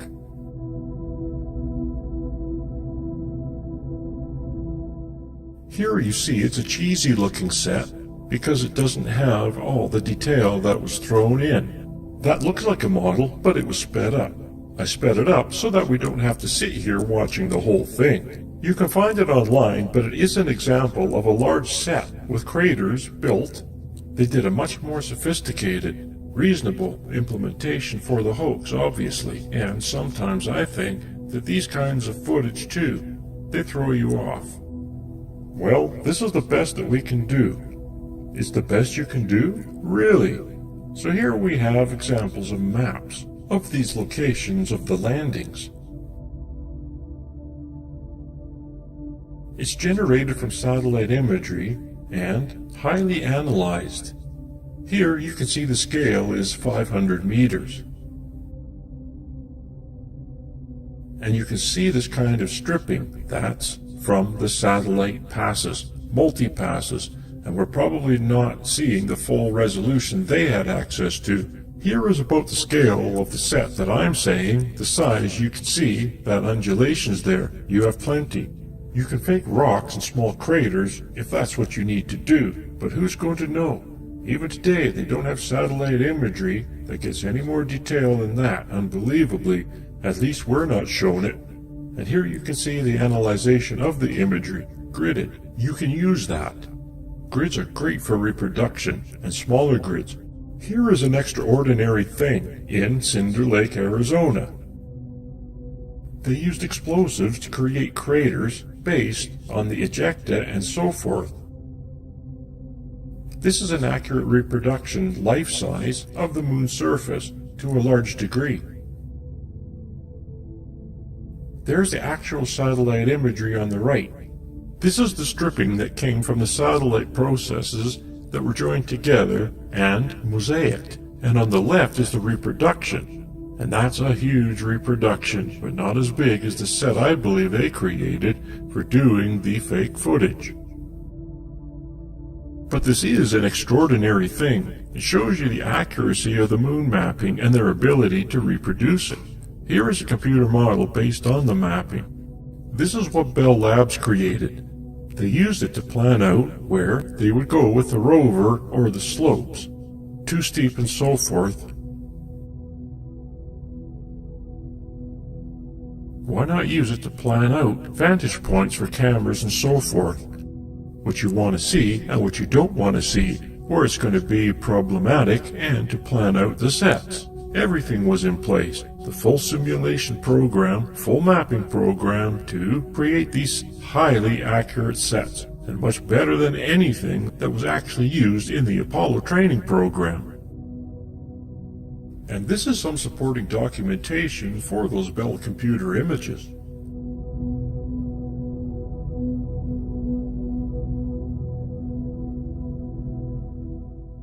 These are traverse maps that shows where they went. You can see the LM location. This is Apollo 11. They didn't go very far from the LEM. They show points that they did go to. Those funny looking circles are craters. And you can see Apollo 14 here. They actually went farther out, and locations where things happen. I think it's around 500 meters and 1,000 meters here, and it's not as far as you may think. However, on 15, 16, and 17, they actually went kilometers, 2 kilometers down as a reference. They drove pretty far, supposedly, and there's various locations. You can see EVA 1, EVA 2. That means which day they went out, because they went out on one EVA each day. Where certain stop points are, 2, 3, 4, 5, 6, and 7, where they had stopped and filmed with the rover, they had a set. So someone can do their due diligence and discover how many sets they probably created. This is my simulation, just mock-up again. Here we are at a landing location. This is a set reproduction, so to speak. In the foreground, actual sand, and in the background, it's a backdrop. And it's very similar to watching the footage you've already seen. And if you look more closely, you'll see later, they had multiple lights, but they're flagged off, meaning blocking their light shining on the camera, and they overlap softly. Because of the undulation surface, you'd never notice that there's multiple lights, and here I took away the backdrop so you can see, and this is the set without the backdrop. Very, very revealing. This is where they were.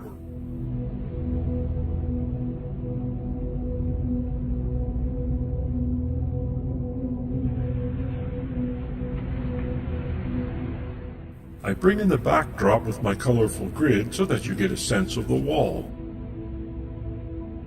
And because of the nature of the moon's surface, you lose distance, perception, and so forth. So they got away with it, a lot of that. It helped them, in other words, because you can't tell how far away they are. No one really knows the makeup of the moon anyways, and none of the footage was used for reference. You can't use it because there's no reference as to exactly where you are, so any discrepancy can be sold off as, we don't know where the camera was. There was no GPS. They don't know exactly where it was. So there we are, on the moon's surface. The model is used to create the imagery in the background, and identical reproduction to that scale for the set, sand, and so forth. There's a hole in the wall if you need to put the light for back so no divergent shadow.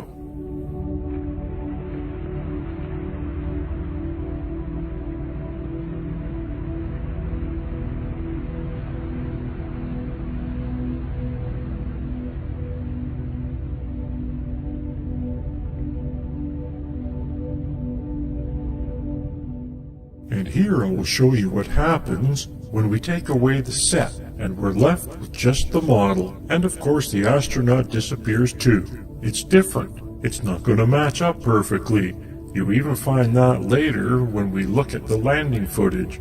But it's close enough, certainly for this. So photographically, they almost definitely modified the photographs they took of the model to match with the set, and or modified the set to match with the photographs. So the edge boundary was seamless, color-wise, luminosity-wise, and so forth. They may have even adjusted it with the lights, because no one's going to know that it's slightly off from what it would actually be. And here we zoomed in on the set again, so that you can get a sense of how this was built. And if you were on set, and they moved the location of the camera, they just changed the imagery that was projected on the wall. With their model, they could shoot from any location they wanted and create a circular set of imagery.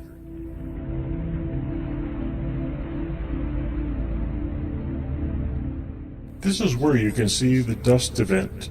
The dust was sticky. Dirt, the sand was sticky because it was jagged, instead of smooth like the earth sand, which is absurd to me. Sand is sand, jagged or not. It's not going to stick to a suit.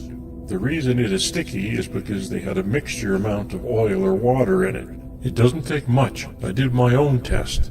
Go buy a bag of sand. You need a little bit of cooking oil. Just mix in a few drops with a handful or even a bowl full of sand and see that it starts to become malleable, almost like clay. And you can find the proper mixture so that it doesn't dust, meaning you don't see particles fly up in the air when you kick it. But it looks like they used a lot here because you can see it sticking to the machinery as well. In fact, the dust was so sticky it stuck to metal. They call it moon dust. It's moon sand. And these are some of the clearer examples, probably because of the overblown suit. And the dust is not. The sand is not reflecting, it's dark sand. But they said they had problems with dust, and the sticky dust. And here you can see other examples later on when I show miscellaneous set stuff. You can see how the sand behaves. Oily sand, oily watery sand, oily sticky sand.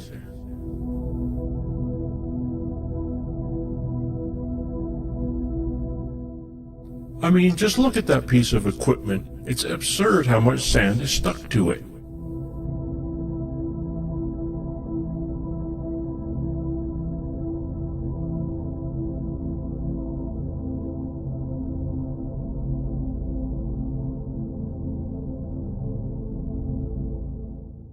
Here it looks like he's been playing in oil. Perhaps the leaky seal from the rover's hub is spraying oil on him. Who knows?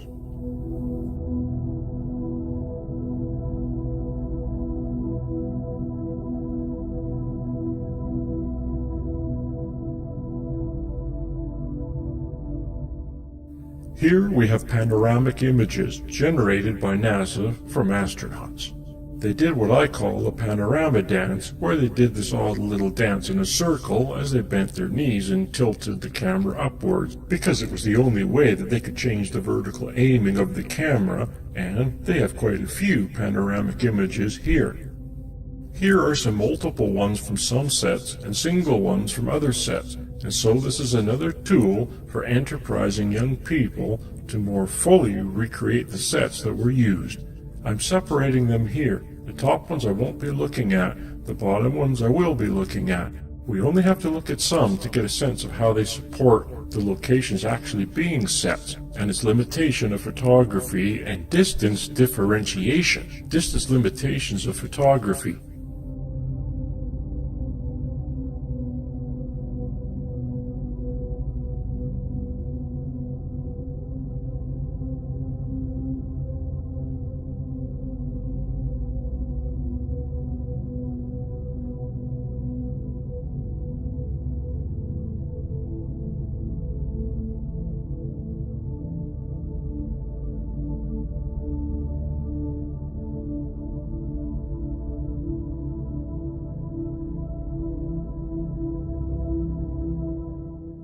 These are the photographs that we'll be looking at.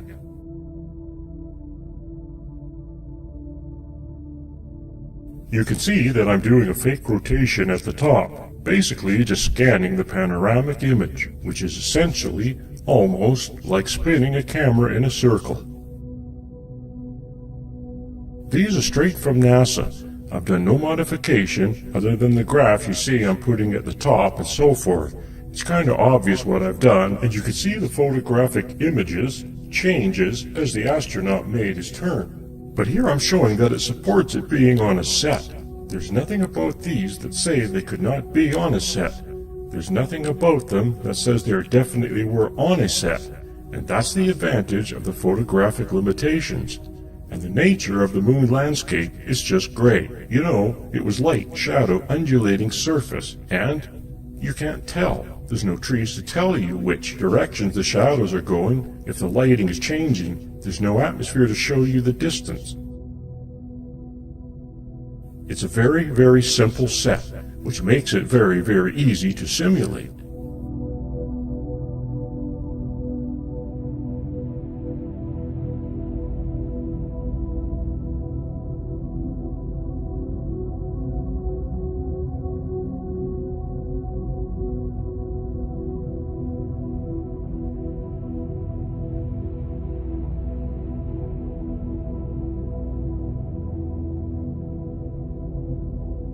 They are showing hills here, but there's no problem creating hills on a set.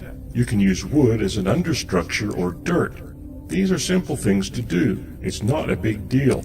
And these are enclosed sets. They have to be enclosed to control the environment so no wind gusts and so forth occur. But that can be a tent. It's not a big deal to create a large structure like that. And the only thing above them has to be a crane, a simplistic crane holding up the astronaut's wire. So these are far locations. Looks like we're looking so far out there, and it's just a simple set. A blend to the backdrop that is not as simple. On this one, we are actually behind the LEM. And as you can see, they always get out on the shadow side. And here you can see the sunny side. They did most of the action on the dark side, the shadow side. Here, we're in a little dip. And that's an easy thing to do. We're going near the edge of the set here, and the main part of the set is on the other side of the LEM. This is the same footage, I believe, where you see the rover driving around and you see a reverse angle of this scene. This is the reverse angle, there's the LEM, we were just on the other side. You can see it's kind of a little hole there. This is where the rover was driving around. And there's the rover. This is the lens flare. It happens once you get light from a light source, almost directly entering the lens. And lots of trash. It seems like they like to trash the moon for some reason. And look behind the LEM, there's nothing. And even in the stereo photography a little later, you'll see all of this is supported by the depth perception. It was flat after a certain distance, real or fake.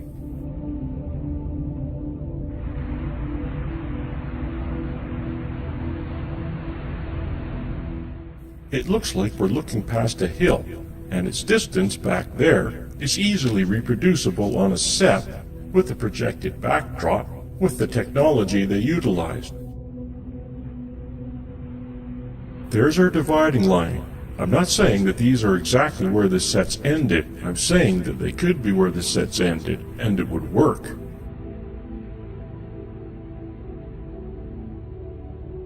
It would take quite an extensive analysis of all the footage captured at one location to find out more precisely where the set ended and backdrops began when it was implemented.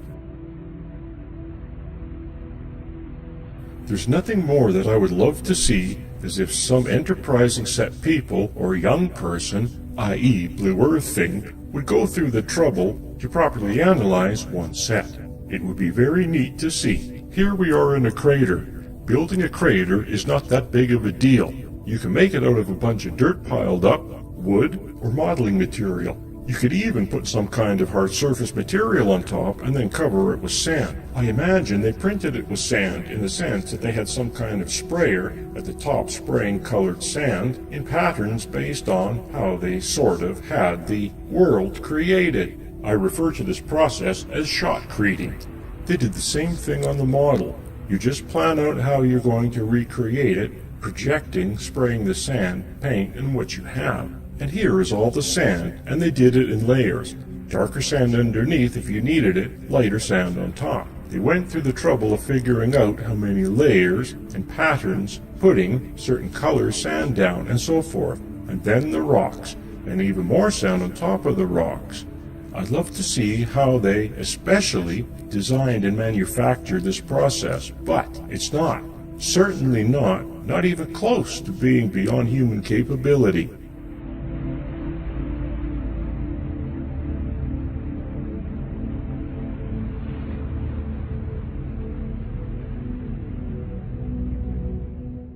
So here it looks like there's hills in the background. It's hard to see before, but now I have to remove the hills and pan over the right, and you can see the rover over there.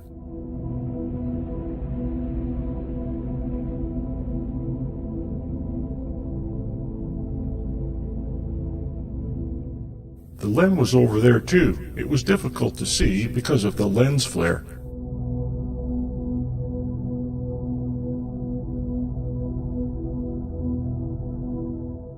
So when it comes to the nature of this panorama, it looks like you're looking at a huge landscape. You're not. You're looking at a circle. If you're at one end over to the other, you make a cylinder. And that's more accurately what you're looking at. This is why I did the crop version and the panning. I mean, we're actually not panning per se. We're reproducing what the astronaut did, which he stood at one place and turned around, went in a circle, spun. Now these are very interesting landscapes, very cool looking, but they're reproduced moon topography. And the more specific details of every rock and so forth, perhaps they had highly detailed imagery. That would be a smart thing, but they had limitations. That was all made up.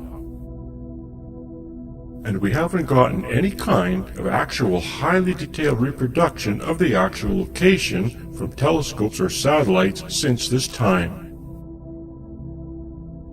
Again, another faraway landscape, but it's just a set with a backdrop, nothing more. Here is a little crater.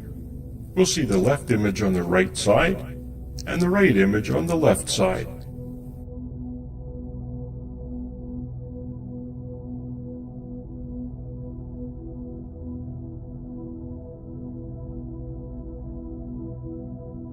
And now we get to the stereophotography. There are 3 ways of doing stereophotography. I have chosen the red-blue, but there are several ways of achieving this. For this example, you will need glasses with red and blue lenses to achieve divergence. Or try putting cardboard between the 2 images, so only the left eye sees the left image, and the right eye sees the right image. There is convergence where you can cross your eyes until the features match up, and using your brain, merge the 2 together. And the top left, I'll show you which ones you're currently doing. I'm showing you all 3. It's an opportunity. I suggest you pause as you want to see one, and look carefully at these with the yellow arrow. It shows you where the split line is, and you can definitely see, certainly some. These are panoramic images overlap. They're not ideal. I didn't modify them in any way except maybe to rotate and scale a little bit so they were more closely matched, but it's good enough that you can see that there's a flat plane, and after a certain distance, and stereo.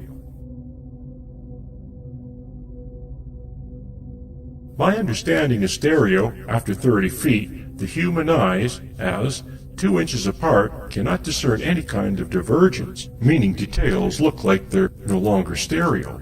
If you move your head, of course that changes, but you're changing what we just established. If you're standing still and looking at a feature, and after 30 feet you're not going to see in stereo, no divergence, and that serves them well, because that ain't very far. The way the astronauts turned, it's possible there's more than 2 inches between the image, as far as where the camera was when it took the images. Perhaps it could go further, but it's not going to go 100 meters, not before it flattens out. And none of this imagery shows it's going that far. You can see they don't go very far before it goes flat. So, the stereo images are certainly not proof it was on the moon. And they supported it was a set. Not proof it was on the set, but They supported it. Some of them are extraordinary, and we'll get to those near the end. You'll see that. It looks like you're going to look at a flat surface going into the distance, but in stereo, well, there's a wall, and it's the limitations of stereography and, well, a wall.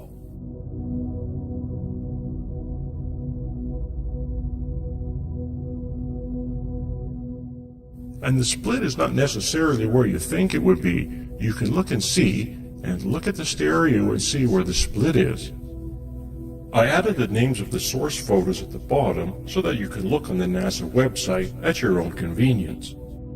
You can also use the cross-eyed method to bring these photos into a 3D view. Here's the rover. Just look at how close it is to us. It doesn't go very far in front of the camera.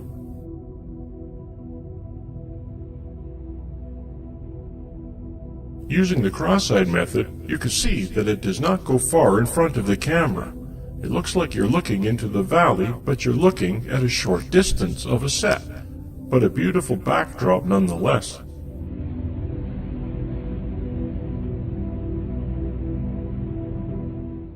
Here we are looking down a hill, but we don't go very far before we lose our stereo.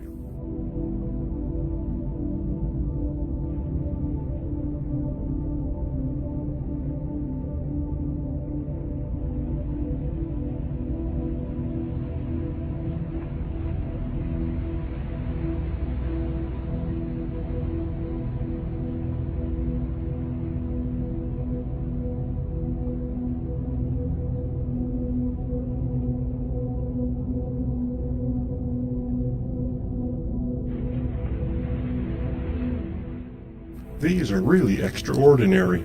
Look how close it is to us before it's flat. Here's another one, right up close. The other thing amazing that happens is your brain seeing indicators of dimensionality will create it for you, but it's not really there. If you look carefully, you'll see.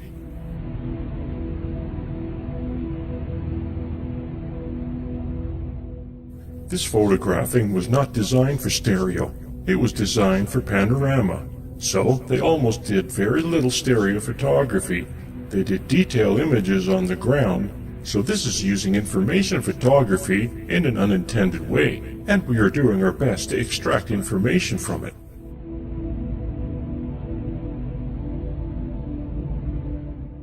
This is a slight overlap, not nearly the overlap, but like the others.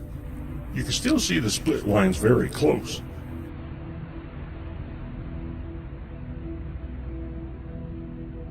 This one could have been a model, and it's a zoom in of a background. There's no stereo here that I can tell. If there is, there shouldn't be. Zooming doesn't change stereo.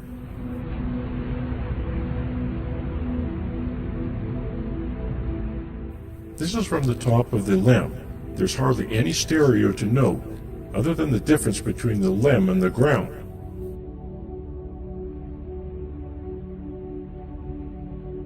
This is an example taken from two different locations, so you can kind of extract some stereo.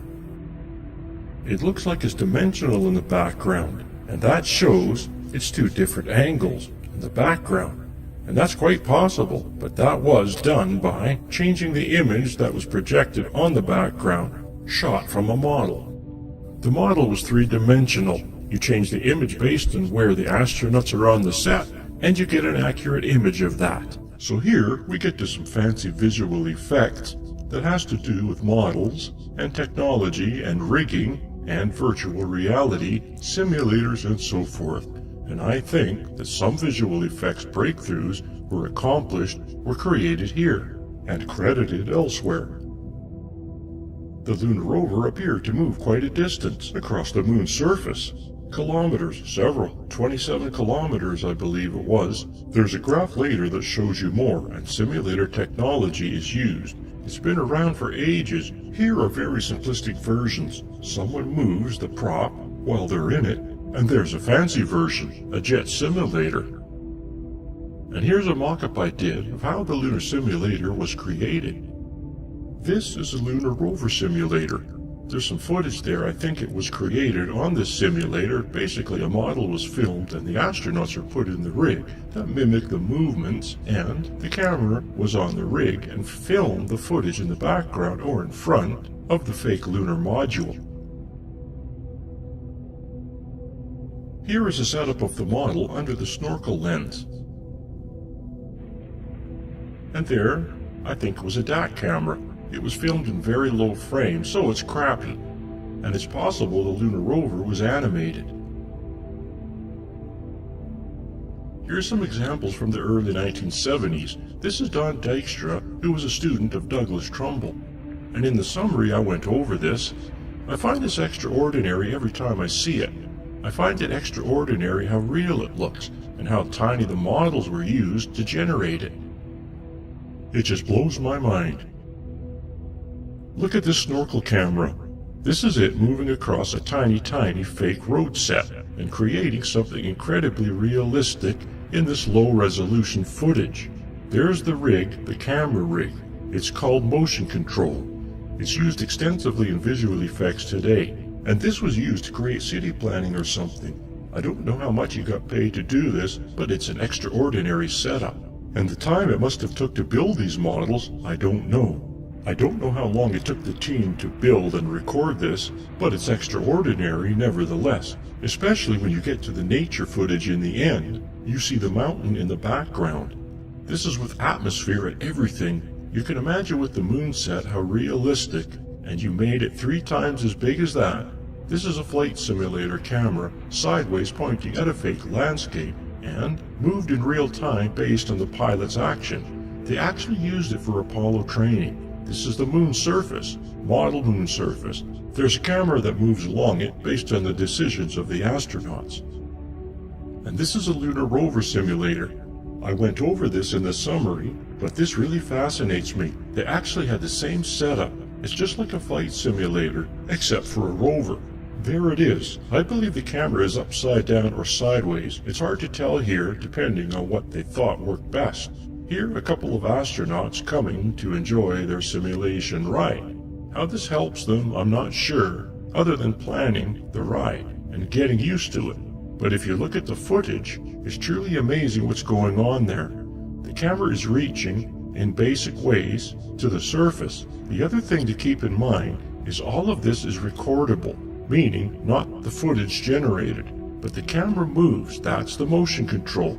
That's what motion control is. You create a camera view, re-record it in the computer, you can reproduce it again and again and again. And so you can turn the camera to the left, turn the camera to the right, turn it behind you, and do some passes. And you can do it frame by frame. You can do 1 frame every 2 seconds, 1 frame every 4 seconds, however it works best for you to generate the imagery. The camera moves forward, takes a new picture, moves forward, takes a new picture. This is another simulator. They call it the LOLA. This is footage generated from a model, and they have a camera rig set up. Although you'll see I speed it up. This is like their speed, and I sped it up so that we don't have to sit there and fall asleep. There, you just saw it speed up. You'll find when you look at the landing footage later, it's very similar to this when I speed it up. You know, this doesn't look as real as the other footage does, but they did a more sophisticated implementation. Here's that setup I show in the summary. Tracks, cameras on tracks, it's all computer controlled. It starts with a model and so forth. Here they are with their calipers. They like taking pictures with calipers on these things, and they've got their accurate mapping. They're making sure that the model matches accurately to the mapping because the astronauts are relying on it. They're the ones making these decisions that need to be completely oriented for their landing, right? And this is a simple mock-up of something on glass I showed because I found it a little funny. That's how they did it. They did it much more sophisticated for the hoax. This is huge. There's a man next to it. You can see it's a huge piece. Plaster of Paris, I guess. I'm not sure what it was made of. That's just what it looks like to me. But highly accurate model. And when we get closer here and see the fine detail that is in this thing, you start to see more and more craters. Look at all the subtle craters in there. this is all accurate. Look, they're showing how accurate it is. See, we're very impressed. But here it is being used for the LOLA simulator, and it looks very similar to the footage captured by the Apollo camera on the official Apollo landing. And now look at the subtle detail. You can see craters and things. We will get close here. This is a model. We'll zoom in close. Look, there are tiny rocks, all kinds of subtle detail happening in this thing. And if you made the model 4 times as large, imagine the detail you could put in it. You could put sands on it, add a few fake rocks on it, the sand would move. Look at this huge set, a huge model rather, 2 guys at the bottom standing next to it.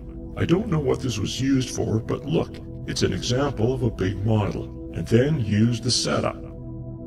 This is the same space that they were using for the set. They wouldn't have room to fit that giant model world that they built. In some cases, I think the rover was moved on a giant hydraulic stand. They had a fake front setup with a camera setup. I don't think necessarily it was in view, but it was used to generate shadows on the surface.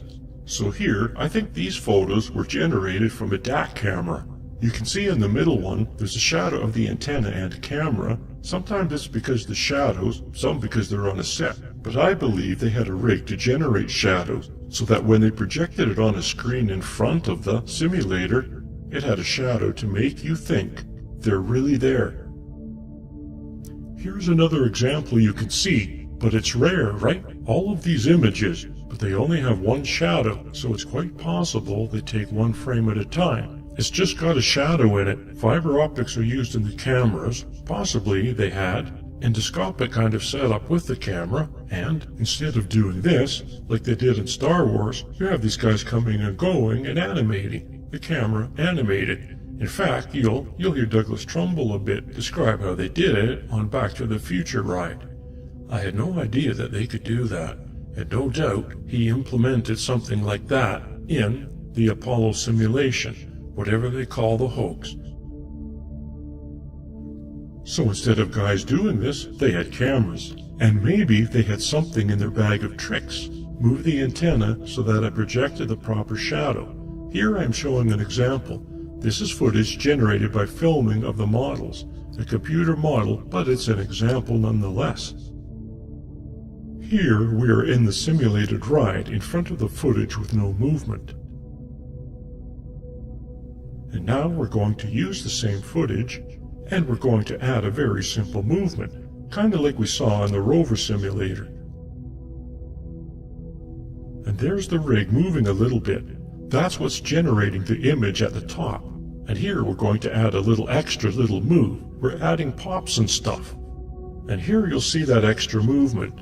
It's not added to the original footage. I have been doing these as separate so you can see them as separate. Here we have a loose camera, as if it's on a stand that's reacting to the movement of the rover, and you'll see how it all comes together. This is the basic movement, the left image at the top, and now we will add what I call gross movement, where it's all kind of moving in and out of craters. Now we have the smaller movement, and it's a little extra. And here's where they loosened up the camera a bit. It's on its stem, it's reaching to the rig, and now we're on the moon. It's pretty extraordinary how simple it is and how effective it is. And now you can even see the reflections in the antenna up there. I believe they probably had a 360-degree setup for any kind of reflections, and that's not that much more difficult. Let's look at the actual footage here. I'm not going to show it all to you, but you can see more in the appendix. It's quite extensive. I think it would be interesting in having someone go through and really nail down what is what. But I think that's, not necessary here. And this is why.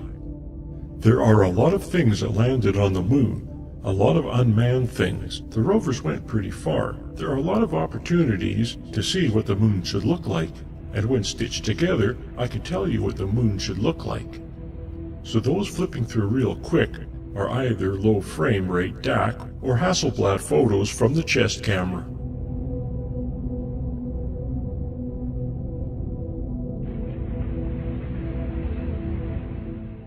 So here, I stabilize these. It's amazing how unbearable it is to watch the actual footage. It'll drive you insane it's shaking so much. I minimized the shaking a lot here. It had to be done by hand because the tracker doesn't like tracking this crap. But you can see it looks very similar to what I just showed you in regards to the virtual set of the simulator ride.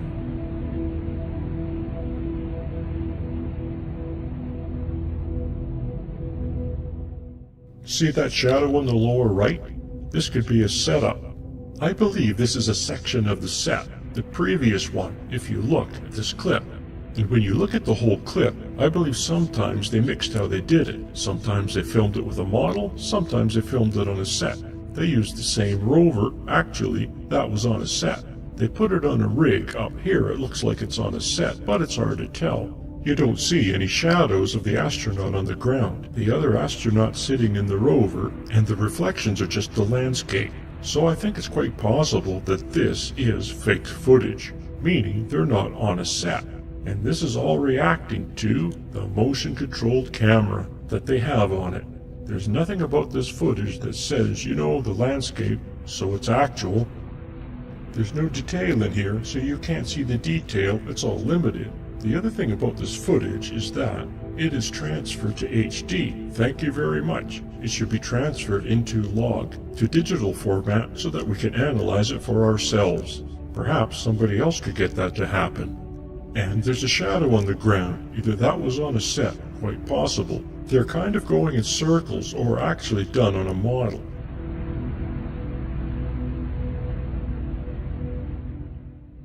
So the modules all landed on the moon? Well, they have footage of it. These were all captured models. I believe it was a model with sand on it, certainly where the module landed.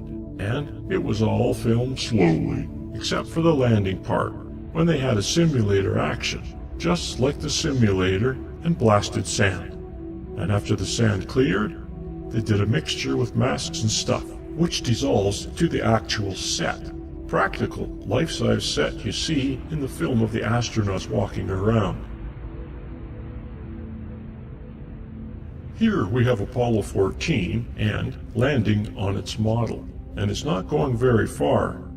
You can see that it's a curved model. It is accurate to the curvature of the moon, so it's very accurate. It's very similar to the model we just looked at for the LRV. All the craters, same thing, highly accurate. Here's something interesting though. You can see some striation lines. I put some lines on to show you, well, the angle, and they look just like the mosaic lines, satellites flying over, around and around, catching images, and they put them together. And here you can see the striation lines. It's hard to avoid when that's your only reference when you build the model. Look here, it's very clear. Increase the contrast to make it a little more clear, but there they are. Striation lines are what they are.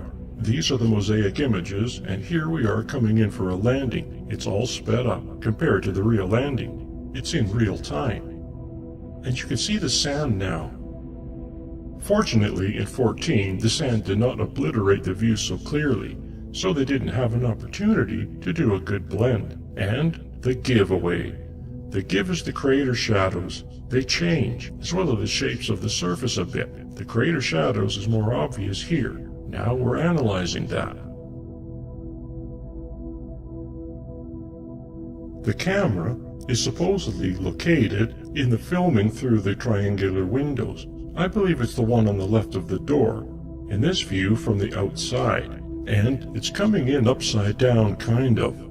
It's all odd, so I had to turn the image so that you can see, well, the reference. The framing is the reference, and here we're coming in. You can see the actual sand blasting, but you can always see the craters. The thing is, the two right in the middle there, you can see just above the middle, and the shadows have changed. Here they are, the shadows, so you can keep an eye on them. And see the two shadows there? It's pretty dark, and here the shadows are shallow. It's not so clear to the uninitiated eye, but for me, it is fairly obvious.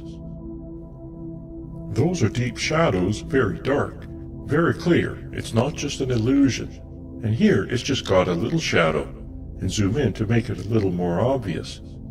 Now that's very detailed. Now I'll demonstrate how this was done.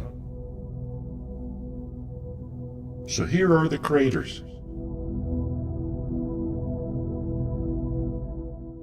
We have the two examples of what appears not to be an illusion. Slight sun angle changes, right? In one, the shadows are really low in the crater, and the other, the shadows are higher in the crater. In fact, you see it all in the craters there, but not in the top one. You really don't see it because they change that quickly. It's just a soft mat. It's just, I'm sure, covered with dust to hide it. So I go back and forth. You can see them all. The surface shifts a little bit because it doesn't match up. It's very difficult to have a scale model which is smaller, one life size, to match up.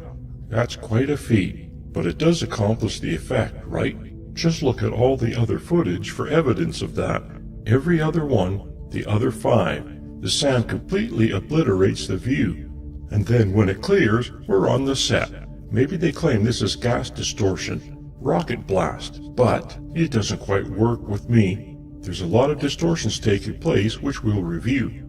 If we look below over there, we can see how this was done. They had 2 different setups, all on computer, 2 different setups going on, model setup. The lighting is quite different the way they had it set up. And when the scene shifts, they're using the same model, the same setup, and shifted a little bit, so here's the difference. You can see the shadows are different. The gray area I shifted a little, just subtle, and how I blurred the model. Obscured by dust, right? This is a little more accurate to the differences. Now here the moon is blasted by dust, right? Fake sand, of course, on top of it, and used it as a mat. So they did all this by hand for the most part, but now I use it as a mat. You'll see the fluctuation. It's used to disguise the distortion taking place, and simply because they are spraying sand out of a nozzle at the bottom. Had this been real, the sand would still be lingering about. This is not what we are seeing here.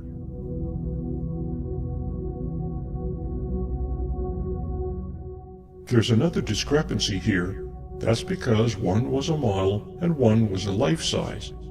There's a change occurring here on the detail. I'm not quite sure what it is, as it fades in and then fades out again. But there is no reason for this thing to be changing like this. It's changing shape. I think Douglas Trumbull is likely the mastermind behind this. He was the 2001 Space Odyssey visual effects mastermind, and he had a lot of experience in this, simulating the moon and space stuff. His first job was with graphic films and working for Apollo, generating PR stuff for Apollo. To the Moon and Beyond is something he generated with Cinerama, and it was used as the technology backdrop. Here's some information about To the Moon. It's a large film format, really longer than other formats, and it's extraordinary what they did on Space Odyssey 2001. There is evidence that it was supported by NASA, and it was a kind of an R&D to figure out all the technology. They used it for the Apollo hoax. And it's also in the interest to see he worked for the Apollo program already, before he did 2001.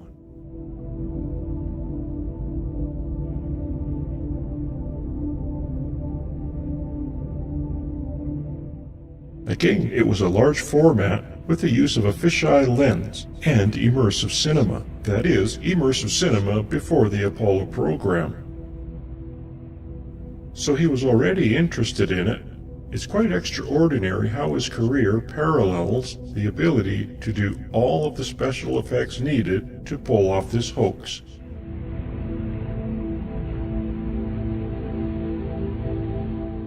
Let's hear him tell us in his own words. I'll get into it right away, and I'm going to take it pretty much chronologically, so I think it'll make a certain amount of sense. When I was just out of high school, I was going to be an architect, I thought. And I started taking courses in illustration and painting and mechanical drawing and engineering drawing and things like that. I became very fascinated with kind of science fiction illustration. And it was all multiplane photography, fisheye lenses projected into a dome theater, and photographed with fisheye lenses and wide-angle lenses projected with fisheye lenses into a kind of a planetarium dome theater. And the show was called To the Moon and Beyond. And Stanley Kubrick and Arthur Clarke saw this show, which I had done all the illustrations for, which were part of the multiplane photography. And Graphic Films got a job to start doing some preliminary early design work for 2001: A Space Odyssey, which at the time was called Journey Beyond the Stars in a very early draft. This is one of my early pencil sketches for a kind of a lunar base. You can see some similarity here to, the horizon on the moon, the Earth in the distance, various kinds of lunar modules and stuff like that. An idea for a pod, which became, like a pod in 2001. But I wanted to digress a little bit. So 2001, you have a little storyboard drawing.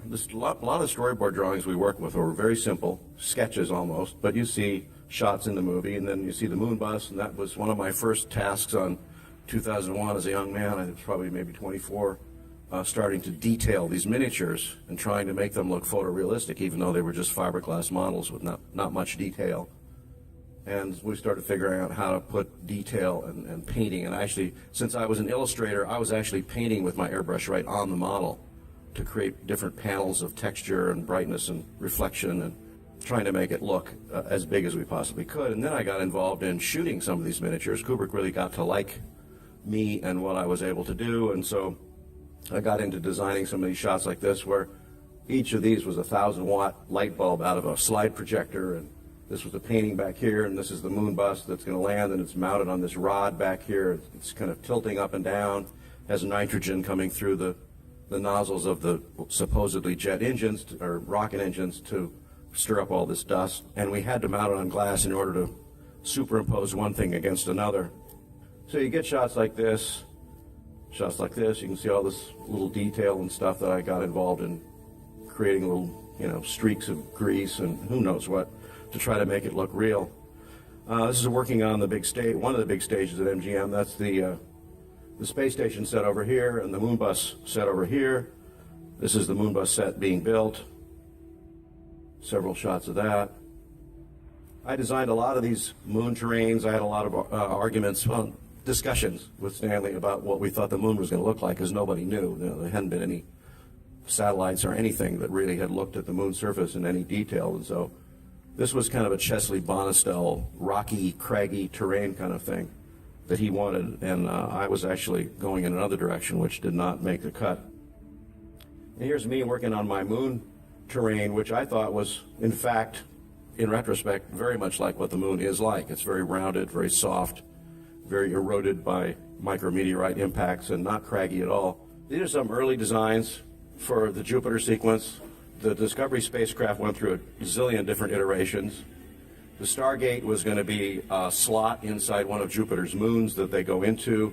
This was actually a very early hypothetical rendering of what the pod might look like at a very early stage.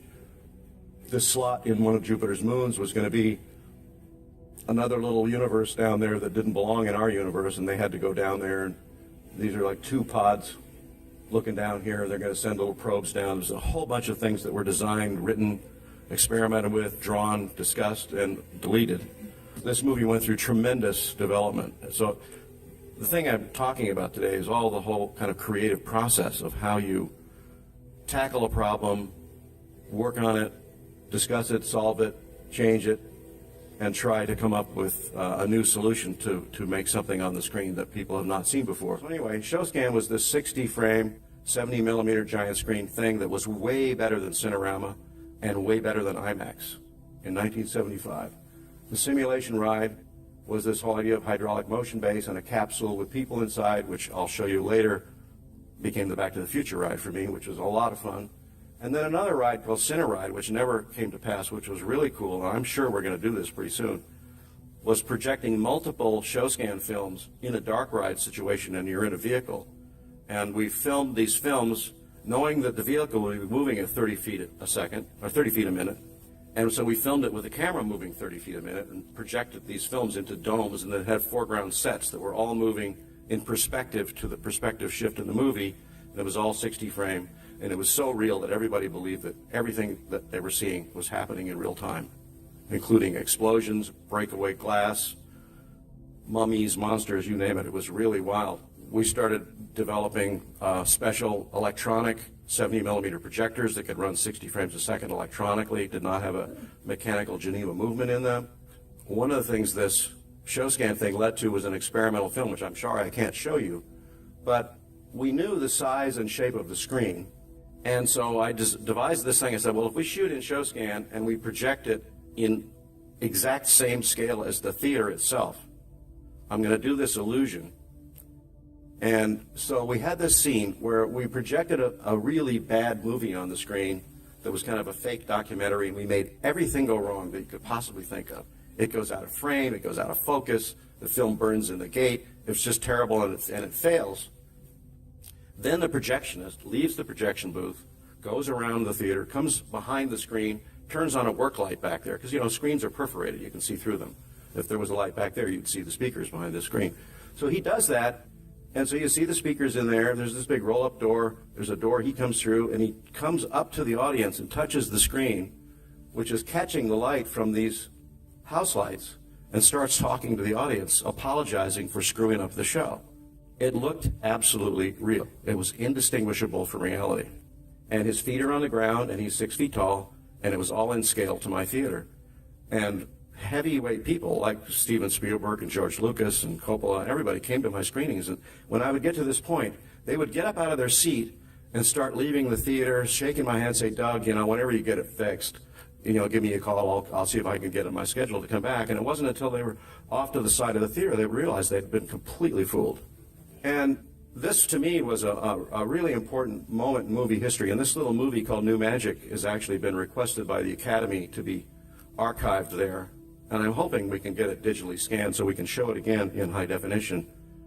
Now we're working on an entry-level version of this, which will enable film students and colleges to do this kind of thing very inexpensively. And I'm working with a guy named Scott Luzmondi at Hollywood General Machining and building a zero-gravity boom out of a porta-jib components. And this is under construction in LA right now. We're just about to test it right after Christmas.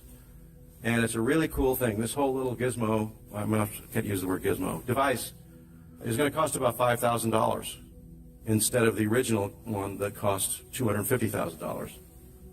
So I've also been experimenting with digital single lens reflex cameras, which are quite amazing. If you've ever shot with a Nikon or a Canon, I'm using the Canon 7D with some Zacuto attachments. It's a very inexpensive camera. It's shooting full high definition 1K by 2K 24 frame movies very inexpensively, and I'm having good results with it. And my next step is I'm going to tear this camera apart and pull the chip out and build it into a new camera that will be able to be 2 chips side by side for a integrated 3D camera. Now, in the world right now, the red camera is the hot camera. It's not the only camera, but it's a good kind of mid-level priced camera, and I think we can start adapting this for 3D production as well, because the 3D cameras we're seeing these days are really cumbersome, awkward, and heavy, like the IMAX cameras have been and like the Cinerama cameras were. So we're in an early phase of 3D where shooting in 3D is a real pain in the neck, but it's going to get much better. Right now, I went to NAB just a few months ago in Las Vegas and saw all the latest 3D camera rigs. I got to tell you, it's horrible because these cameras are clumsy, noisy, fat, heavy, obtrusive, hard to align. They create all kinds of horrendous post-production problems to composite 3D live action, and we're in our infancy of trying to solve a lot of these technical problems to try to make a whole new generation of 3D cameras and solve these problems so that shooting in 3D is not such a pain in the neck. I've been recently working with Terry Malick on Tree of Life. He won't let me talk about it. I think it's going to come out pretty soon. There's one shot I'll show you, just a little hint. There's me. There's a Phantom camera shooting at 1,000 frames a second in a vat of water. You can imagine how much paint or milk or whatever might have been in there. And we're designing one version of that film, which is called Voyage of Time, which is going to be in IMAX theaters in about a year after that, which is going to be this spectacular space experience, probably the closest thing to 2001 since then. And so we've been studying IMAX theaters, geometry, screens, projection.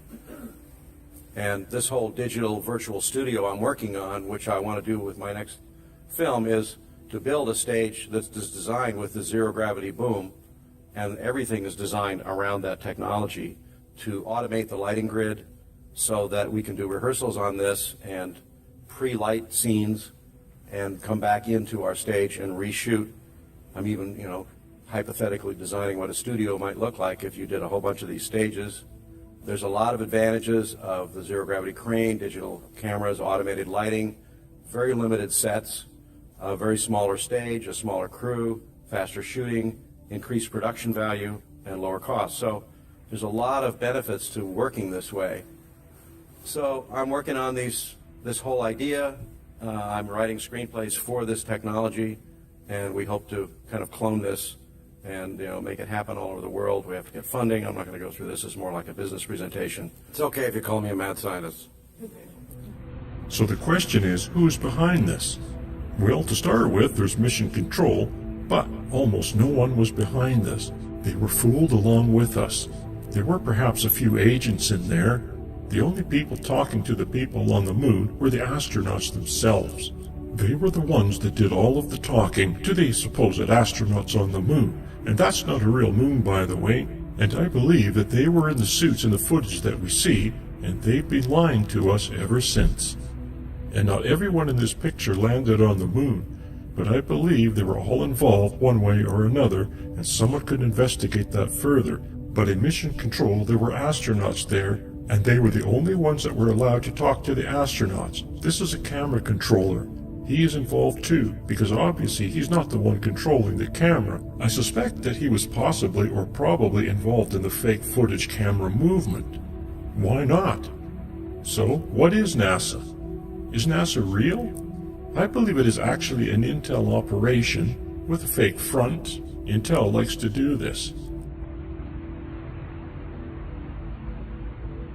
You can say it was infiltrated, but I believe it was designed to be fake. In fact, all of them are. The entire space program is a front. Such companies say, yes, we're here for humanity, and yes, we put people in space, but no, we're putting spy satellites over the planet, trying to control the planet. It's an age-old technique of owning the sky. Yes, we try to communicate with the heavens, but we are in communication with the gods. Apollo is supposedly the god of light. NASA is not.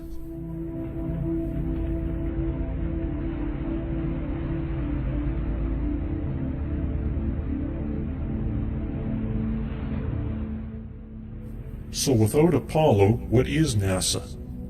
Apollo isn't real. It's nothing but a ghost.